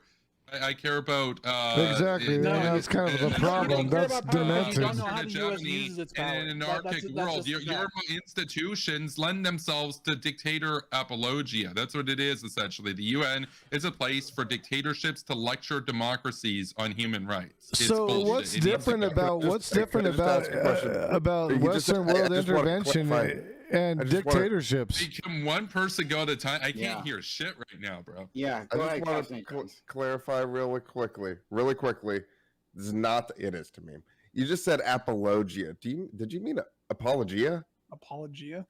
Or did you mean apologia? To be fair, apologia sounds a lot cooler. Just confused. I like that. I actually like that. I was confused. Apologia, whatever you want to hear, dude. Same difference to me. I almost like the apologia. I love how you don't have a substantive counter. That's so you have that's to be like oh, you diarrhea. pronounced it funny. Oh, you pronounced it funny, bro. That's it. Oh man, what a cope. It's not diarrhea. It's diarrhea. I thought you wanted to have a conversation, man. Kevin, that is the best that leftists can do. You're saying the height of our ability to counteract your galaxy-breaking argument. Look, I'm not even particularly right wing. I'm pretty left on social politics. That's why I'm a hawk. Because I want dildos for Iran, right? I want the world to be sexually liberated, right? So, a lot of people consider me pretty left wing, but I'm a war hawk, so I actually believe in human rights worldwide. So, like, Jason, orgies and money and bombs. So, we'll go to Jason, then go to Ink, all right? So, like, so you want orgies and money and bombs? Is that what you're saying? Well, no. I want freedom worldwide. So we live in a world right now that's divided between islands of freedom and continents of slavery, which are amassing nuclear arsenals to use against us. I believe that all people, no matter where they are born, no matter which corner of the world, should be given the same access to the freedom and privilege and opportunity and prosperity as those that are born Do you in, say, think that Florida those cultures should have California a role in deciding what they want? Or Canada. Do you think those countries that are not like us should have a role but I'm not a in relativist. what... I'm a universalist, right? So I recognize that liberal So I get that you like to talk loud over people, but I got a really loud mic too, and I can do that too. Okay. Yeah, but I'm doing it a little bit better. Let's be honest about it, right? So no, you're speaking the one man in the room. Excuse me? What? So, your whole So do you perspective actually have is an that, argument is that, right now, or do we just have a bunch of ad homs basically? Because I can go into the argumentation that no, you're going to because use against me. your argument but how do you is know that that we should go in and intervene in every other country's politics if those politics do not agree with ours and do not when did I coincide with advocate Western for Western democracy. intervention into Luxembourg? Why would I advocate for any Western country to invade Luxembourg? I never suggested that. I said that about every country. I'm talking about North Korea. So, you're talking about Southeast Asia. You're talking about Asia. You're talking about Africa. You're talking about. You're talking about 10 out of 10 straw. You're talking about. You're talking about Asia. You're talking about Africa. You are talking about every single country in the global countries. south. You are talking about countries in the global south, okay, or continents in the global south, okay. Excuse me if I misspoke. No. There are countries in both of those areas that are liberal democracies that I do not want any intervention. Like if you vote differently than say on taxes or something like that in Japan, that's your right. They're a democracy. They want to have higher taxes, lower taxes. It's not for me to say. But if you got a regime that's literally doing a genocide like in China, that's not a matter of personal disagreement. That's a matter of, well, we need to do something basically. And now I'm not calling for a war with China. I'm calling for strong economic measures to curtail them and bankrupt them, right? But Which that's a lot not of people where we started. No. You're backpedaling. Hold on. You're backpedaling. No, you're backpedaling. No, we I started never talking advocated for war about with China. nuclear. We started talking about nuclear armaments and how we would deal with nuclear armaments, and now you've backpedaled all the way to economic sanctions when you were saying that a lot of these places we should freaking nuke. Like no. I want to be clear. I've only ever said in my entire internet career over 2 years, I've only ever said that nuclear weapons are an appropriate use in North Korea. That's it. That's one country. So cool, straw man. You literally have no evidence. Can you find a video clip of me advocating? Can you find a video clip of me advocating for preemptive nuclear warfare against any other country on the face of the earth? You can't. You don't understand the human cost, then, do you? We're talking about military targets, relatively low yield, against hardened underground facilities and launchers. Basically, nobody's advocating for nuking cities. That's another straw man. So okay, straw man. Let's go to Ink, and then Doobie wants to say something. Then we'll let him in. I wanted to touch on the continents of slavery and the islands of democracy comment. In the United States, our Supreme Court ruled that Nestle was not going to be held responsible for its use of child slavery in Africa. So are Americans truly absolved of instituting or perpetuating forms of oppression overseas just because they aren't in these islands of democracy? Yeah. So it's a good question. So for me, I'm an anti-corporatist, right? So I believe that state interests and morals come first. For me, I would say Nike recently was quoted as saying their CEO that they're a company of China for China. And for me, if I were in charge, if I had the ability to do it, I would prohibit any companies from trading with slave states or countries that practice slavery. So for example, China, done. It doesn't matter, you got a profit incentive. Well, now you're not allowed to trade with them anymore, and you'll be arrested and fined if you violate that because you're in violation of sanctions, basically. So, why are you trying to fuck up my sneaker drip? No. I'm against child labor, and I believe that Nike, or not just Nike, but we were talking about Nestle here. Nestle should not be allowed to do that. I believe that obviously democracy comes before any sort of corporate profit motive. I'm against the free trade bullshit. That's the idealization of what you're saying. If you were in charge, you would prevent that. But that's the law of the land now, and that's happening. Yeah. Sure. But I'd still take American hegemony over fascist Russia or communist China. But what about the Ivory Coast? Do we get to? Are we still we're not Venezuela and China, and Iran are on the Human Rights Council?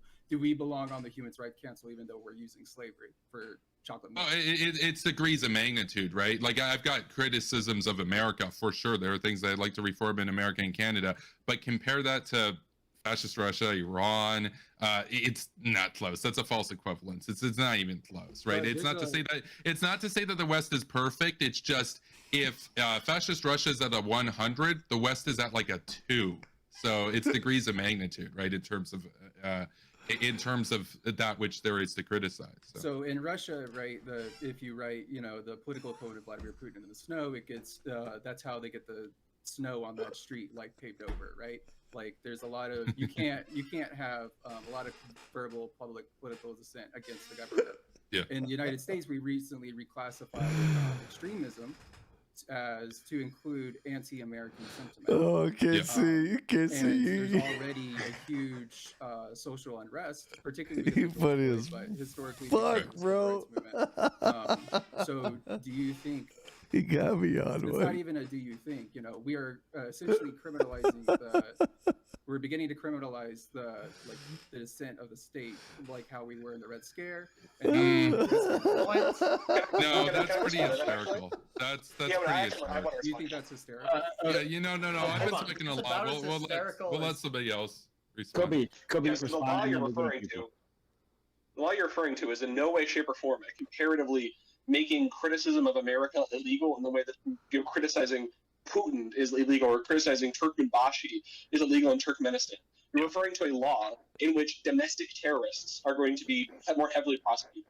If you're anti-American and the way that you are pushing anti-American sentiment is through domestic terrorism, then yes, the FBI should probably be dealing with you. I think it's a big difference between somebody who's a domestic terrorist being dealt with by the government and somebody who writes Putin is a poo-poo head in their front yard getting beat up on. One thing I don't agree with superpower broadcasting here on a lot of stuff, but one thing I find very frustrating is a lot of the time people, he's coming in here from a perspective that's very much about real politics. How are things actually working? What are the actual states that we actually have to deal with? And then people are coming in and being like, well, ideally, is it really the moral right for America to do this, that, and the other? That's not how the world works. We don't make this idea of man, is it ethical? Does America truly have a historical, a cultural presence in Mongolia? That's not what's asked. What asked is there a strategic advantage for America having a military relationship with Mongolia? And the answer is yes. Bingo. Right? Bingo. So we're no longer the city on the shining hill. We never have. Oh no, America is. America's meta exceptional. Think about it. All these great countries that exist in the West, like Australia and Canada and others, would be Soviet gulag colonies without America. America is the vanguard of the liberal order. It's as simple as that. And yes, there are problems with America. America has the legal and constitutional means through which people can reform that, through which you can vote. You don't have that in communist China or fascist Russia. You literally get thrown off a rooftop and the government says you died of a heart attack or something. It takes literally 2 seconds to feed him enough to get him to spin the propaganda wheel. Jesus Christ. You sound like you're working for the military industrial complex. You're doing propaganda for the enemies of freedom right now. You're just carrying water for Islamofascist Iran and fascist Russia right now. That's what you're doing. You might say you're not a fan of them, but what you are doing by delegitimizing America's interest in the world is you are bolstering and affirming Russian and Iranian interests, because that's how it works. It is a zero-sum game at the end of the day. It's not a zero-sum game. We live in a world of gradients, bro. Maybe that's convenient for you to feel, the world is a lot more Hobbesian than you would like to think, bro. Okay, let's go to Doobie. He's been waiting patiently. Yeah, you're the reason he's on. You did this. Okay, go ahead. So actually, I have nothing to say about this topic. I have the thing that I wanted to ask you guys about something way more interesting than pretending we know anything about what it would be like to nuke people. What's even happening right now? Okay, it's way better. Okay, so recently, California had a failed recall election. Unfortunately, my childhood idol Larry L didn't get through. But the day before the recall, Rose McGowan, who's a famous actor, right? Very famous for the Me Too movement. She was very involved in that with Harvey Weinstein. She's actually really funny. She held a press conference with Larry Elder, where she said that weeks before the Weinstein allegations were made public, Gavin Newsom, our governor, his wife, called her and basically asked, hey, what do we need to do to make this story go away? how can we make you happy, right? To protect Harvey Weinstein. They had a press conference. She was there with Larry Elder telling the whole story. And we also know that Gavin Newsom himself was accepting gifts from Harvey Weinstein's lawyer, even after the allegations came out. And what was interesting to me is that there wasn't a lot of media interested in the story. It seemed like CNN didn't really pick it up. New York Times, Washington Post, all the typical outlets totally ignored this massive Me Too allegation against our governor and his wife, right? The day before the election. And to me, this seems like a pretty clear-cut case of bias in the media, right? And I expect some bias with a lot of these outlets, but when we're dealing with something as serious as the claim that our governor and his wife were attempting to bury the allegations against Harvey Weinstein, that's a pretty major fucking story. So the fact that they didn't even run this, and when they did, they kind of hid what was actually said 2 paragraphs down in the article, seems really not strange, just wrong. It seems gross. It's majorly suspect. I'm wondering, but here's the. 'Cause I've talked about this with other people, and usually they'll say, "Oh, well, we can expect some liberal bias in the media." Blah blah blah. Yeah, maybe they bury the story because they thought it'll damage him. They like him, but given that Larry Elder opposes mask mandates, and he is for a $0 minimum wage, and that's already the minimum wage. No, it's not. Right, so, and he's in favor of a lot of policies that people think would hurt the people of the state. Right? Do you guys think it could be justified for news organizations, journalistic organizations, to bury stories that might be true against a governor to favor their political opponent? Because if they lose the election, the person that gets in will do more damage or might be worse than them. Okay. No, because it doesn't allow for proper opposition. That is can we move on to the topic? The other one? Fascinating topic, DB, that you have brought to us at the end of the broadcast. That's amazing. Good work on that one. Well, if they'd like to hear it, I'm sure they can donate to you to get the hype train, and maybe Prime will extend it. Okay. If not, you'll never hear our opinions on any of this. Fuck you guys. All right. It's an interesting question, I think, actually. I have an explosive thing that I'll only give people who donate. Only you donate. All right. So if you guys donate enough, you can't start another hype train now. But if we donate enough, then we can talk about this thing. But we have 15 minutes until the end. 15 minutes until the end. So we'll find out. I don't know. Until then, we'll keep on with this original topic. So Kevin, back to yelling at you. Yes. Let's go. Let's flip and go. Before Kevin yells, can I say something very quickly? One thing that I feel like is happening in this conversation happens a lot of the times when people that are more on the left wing of politics try to critique foreign policy is we have this really bad we have this really bad sense to pretend as if we can, like I was saying with the realism, pretend as if we can just look at the world from a neutral perspective and then build how should we act in the most perfect of worlds. And that's never going to be the answer. We're always with anything. America was oppressing Black people and Native Americans and making it so Native Americans couldn't use peyote to in their rituals while we were fighting the Nazis and while we were arming the Soviets to fight against Stalin. That's literally all human history for always, forever. And I think we have to kind of have a little bit more of that mindset. We lose our ability to make comparisons. I've had conversations before one time where I was talking about the Iranian Revolutionary Guard, which is literally the deep state military of Iran, and somebody compared that to the way that we have a crossover from the military into police. We can't have a conversation. You think that if you think somebody signing up for a volunteer military and then stopping being the military and becoming a police officer is the same thing of being a deep state military secret agent special forces operative that is put in charge of the country, we can't have a conversation. You know what I mean? And I think I'd like that to happen, not too much in this specific conversation. That can happen and it becomes hard. Yeah, well, that's the false equivalence sort of thing. Also, the dirty hands problem that often comes up with things like Saudi Arabia, where people say, "Oh, you have a moral critique of the Taliban. What about Saudi, though?" And it's like, "Oh, would you prefer that America had literally invaded every country in the world, even the ones that work with you? What message would that send?" And of course, people that bring that up, they don't actually want to liberate Saudi Arabia. They just use it as a way to deflect from people who want to liberate Afghanistan. No. I don't think That's bullshit. I don't think that's I don't think that part's fair. And then we'll go to Pan too, because Pan, you had a hand up. But yeah, I don't think that's exactly what people are saying. Is that like they want more invasions? They're saying that on the other hand, we work with bad actors. We work with people who are terrible. We support them, right? We could like maybe have a more distant relationship. We'll have to have some sort of relationship with Saudi Arabia, right? That's true. But to have more distant relationship, clearly these people are quote unquote allies, right? When they do terrible things. So when you're saying, when someone, well, not you, but when other people are saying, Kobe, we can, if you mute yourself, we got some. Oh, I'm sorry. Sure. When people were saying, 1 second, pause. No, I know what you're saying, Prime. You're basically getting at the idea that it's not to advocate for an invasion, it's to critique the relationship that's already there. I guess my problem would be people, like I mentioned this not to compare it, I just say that the dirty hands problem. I mean, pause for a second because we just got rated. Thank you, Nicholas. Oh, right. For being so kind as to rate us.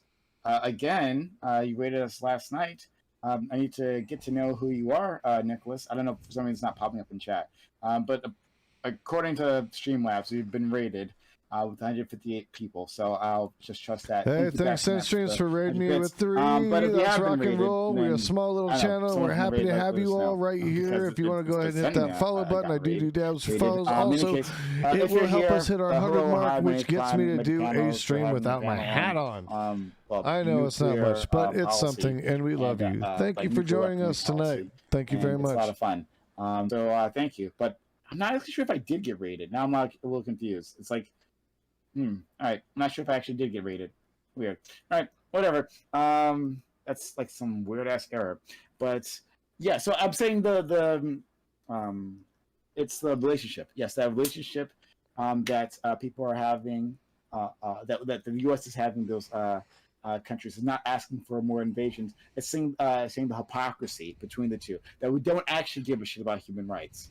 Right? See, that's the thing, is that it's not actually the case that America doesn't care about human rights. It's that you don't have a lot of good actors to work with in the region. And so I love the line that Christopher Hitchens said about this, which is that, look, in time will come for all of you. Now, I'm not advocating for war with Saudi. I'd say give them the opportunity to reform first because they work with you, as opposed to just going in and doing it. But the point that's brought up there is oftentimes somebody suggests doing something about the Taliban or Iran, and somebody brings up out of left field Saudi Arabia. They oftentimes will do that disingenuously, not to criticize the relationship with Saudi Arabia per se, but to take attention away from issues where there is political will to do something, like on Iran or Afghanistan. And so for me, when I look at Saudi Arabia, I say, okay, well, they're not a security threat. They work with the U.S., but after other security threats are dealt with, well, then Saudi Arabia is next, because you can't go to war with everybody at once. But I love what Christopher Hitchens said, which is like, don't get fooled. Just because we work with you now because we have to, Jean Kirkpatrick doctrine, right, doesn't mean your day isn't due unless you change your ways, basically. It's just we got to go after people threatening us first over people willing to work with us, right? That's kind of the point. It's oftentimes just used to move the goalpost away from talking about issues where there is potentially the will to improve the world. So, because the world would be a better place if the U.S. liberated Afghanistan and worked with Saudi Arabia than if the U.S. didn't liberate Afghanistan and worked with Saudi Arabia, because that relationship's going to stay the same basically no matter what at this point. Apparently we got hosted, not rated, but thank you for the host. Okay. If you're here, then click on click on the name, my name at the bottom. If you see my icon there, click there, be a part of the actual channel, rather than through the host. Or one or the other. I had a command for this. Exclamation for host. What was it? I forget the name of that command or raid. Click on that link I put into chat. That'll allow you to be part of the actual channel. Helps out a ton. And hit that follow button. follow this channel, make sure notifications are on so you know I'm going live. I do 6 nights a week. Don't want you to miss out on all the content. So hit that follow button if you're enjoying our conversation. All right, it was like Kobe, you want to talk next, or who? If I could, or if Pam Oh, wants sorry. to. I said Pan. I did say Pan though. Yeah. Okay. I mean, I agree with these that some of these are false equivalencies, but I kind of want to go over your plan, not really like attacking it, but I just kind of want to see if I understand it. So, like from your point of view, North Korea is a ticking time bomb, and in 20 years they're going to invade South Korea, take it over, and say if anyone does anything about this, we're going to nuke the U.S. Right? Well, when I say 20 years, that's approximate. It's not a calendar, of course. It's not so much a year as it is 3 conditions need to be met. A weak American president that's anti-war, more or less. A weak South Korean leader that's for the Sunshine Policy, more or less, like Biden and Moon Jae-in. Plus, they have to actually have the military capability to make good on that blackmail. Otherwise, it's not a credible threat. They don't have that right now. They just don't have enough nukes to do it, and they don't have enough long-range delivery systems. But in 20 years, I just use that as an estimate. But the point is more so 1,200 nukes, more or less, a weak American president and a weak South Korean president. You got all 3 of those conditions. Well, at that point, that's when you've got a real problem on your hands. And let's say that America did uphold that security guarantee with South Korea. Well, now we have a massive nuclear war. So that's a big problem. We don't want that. And let's say that America doesn't get involved.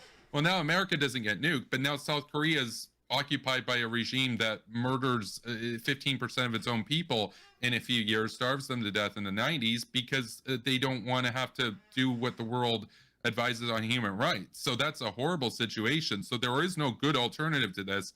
My whole point is just that even though it would be very damaging right now, it would have been less damaging 10 years ago, and it'll be far more damaging in 10 years to get rid of that regime.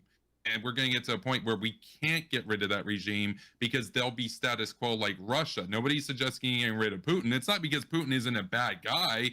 It's because he has 8,000 nukes. Let's just keep it real. If you're a bad guy and you have that many nukes, sorry, you're fucked if you're born there. But what are we going to do?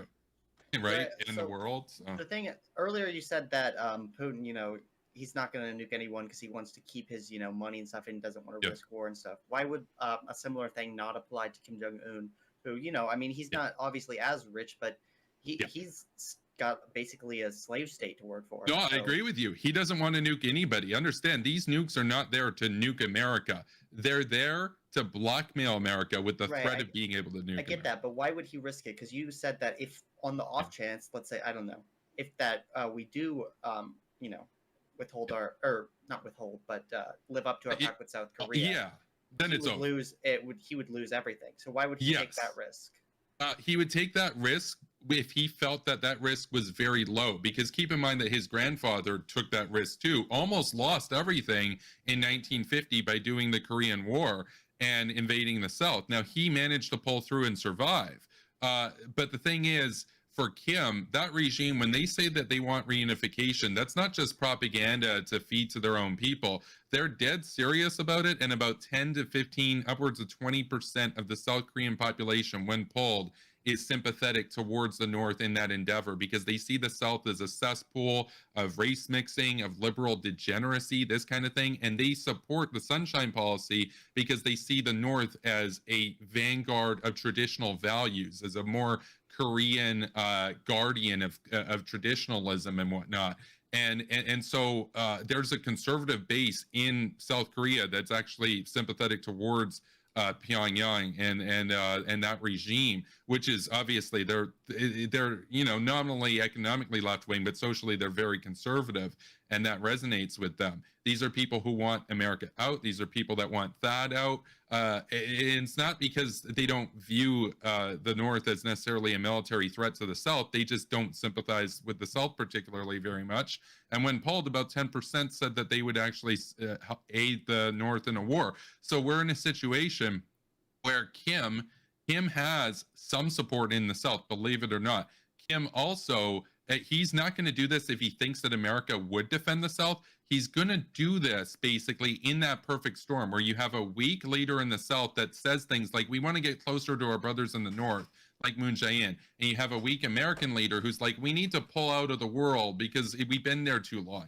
And you couple that with strong will. Look, I hate the guy, but Kim Jong-un, he has strong will to manifest the reality he wants into the world. That's what he's been doing. He's been killing a lot of people and getting his way for a long time. He's going to do it knowing that there's a chance that it goes south. But his grandfather did the same thing. His grandfather could have lost everything, but he won, because in war, and when it comes to making history and setting, the foundation of the regime for millions of years into the eons, he wants to be the guy to be known as the guy that reunited Korea and forever established the Juche communist 10 million year, as they say, the 10 million year bloodline of Mount Baekdu, the Kim dynasty, in its absolute rule over that peninsula forever. So that's why, because it's about glory, right? And I guess my other question is, so your solution now, why do you suggest nukes? I'm just trying to understand your position, because to be fair, I don't really you could do it conventionally. Understand, you could do all of this with conventional munitions. It might not be as effective, especially at penetrating some of the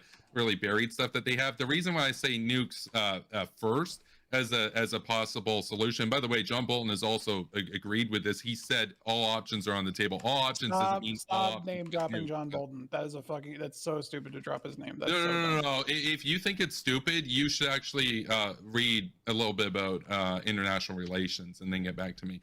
I know quite a lot about international relations. I cannot believe you are citing John Bolton. So I was trying to give an actual answer. I was trying to give a serious answer here before you put it in. So it really comes down to this. We know that the North is going to retaliate with some nuclear weapons that survive the first strike. Now you're going to have to respond with nukes anyway, so you're better off doing it first, because nuclear war favors the attacker, basically. Now, you could, I'll say this, if there was a way to get the same amount of damage to their strategic stuff with purely conventional means as a nuclear strike, then I go for that. I haven't been convinced that that would work, given how buried a lot of their stuff is. This is the most buried, hardened, and underground country in terms of their military infrastructure in the world. More than the United States, by the way. It's not even close in terms of their network. So. And you don't. Why don't you think China would respond? Because why wouldn't China care? Well, because they don't even get along with North Korea. So a few years ago, North Korea lost a couple subs. They lost radio contact with them. They radioed Beijing asking for help for the People's Liberation Army Navy to help them out to find these subs. And you know what Xi Jinping said? He had his diplomats get back to them and say, "You guys pulled your fucking ambassador from the embassies. You find those subs on your own." Like now lately they've done a little bit of friendship. China and North Korea have never gotten along very well ever since the Sino-Soviet split, because North Korea, if you remember, was an ally of Khrushchev and the Soviet Union. They were against Maoism. And so, like, at the end of the day, if anybody was going to do it, it'd actually be more likely to be Russia. But it's not going to be Russia. Putin's not going to die for North Korea. He's not going to die for Belarus. The only thing that he would die for is if America invaded Russia. Well, then it's game over. But nobody's suggesting invading Russia. So you act like you think he's. Okay. You act like he's going to die as a result. Like, Putin doesn't want to. Putin does not want to die in a nuclear war. America would. Everyone. That's been great. Thank you so much. If you have been enjoying this content, if you're new here, hit that follow button right now. Make sure notifications are on so you know I'm going live. We'll be back tomorrow with more content, as we always are. Right. So, exclamation social in chat. Hit up our social media. Follow us on Twitter for channel updates. Jump to our Discord if you want to be a part of this conversation, all the other conversations. We have a lot of conversations offline. You're missing out on them. Don't want you to do that. I want you to be a part of this community, all right? So jump to our Discord and subscribe to our YouTube. That's where you'll find the VODs. Like and comment there as well. Helps us out. Help us build out that platform. But okay, to my audience, you guys are going to go off to our friend who hadn't rated in a while. We haven't rated this person in a while, and I wanted to hit them up while they're around. They are Melon Girl, friend of the channel, and yeah. So we'll be back tomorrow. It'll be great. And hold on. Are they still online? Yeah, they're still online. Okay, great. Off you go. And maybe we'll have that subject that Doobie wanted to do. It's I a don't way know. better. It's a way better topic. You guys are boring as fuck. Yeah, it's a possibility. All right, off you go. Yeah, I Have a mean, good I will. night. Yeah, have a good night, everybody. I will Thanks say for having me it on, Brian. doesn't exactly. I'm still exactly live, tell you guys. Just so you know. Yeah, I know.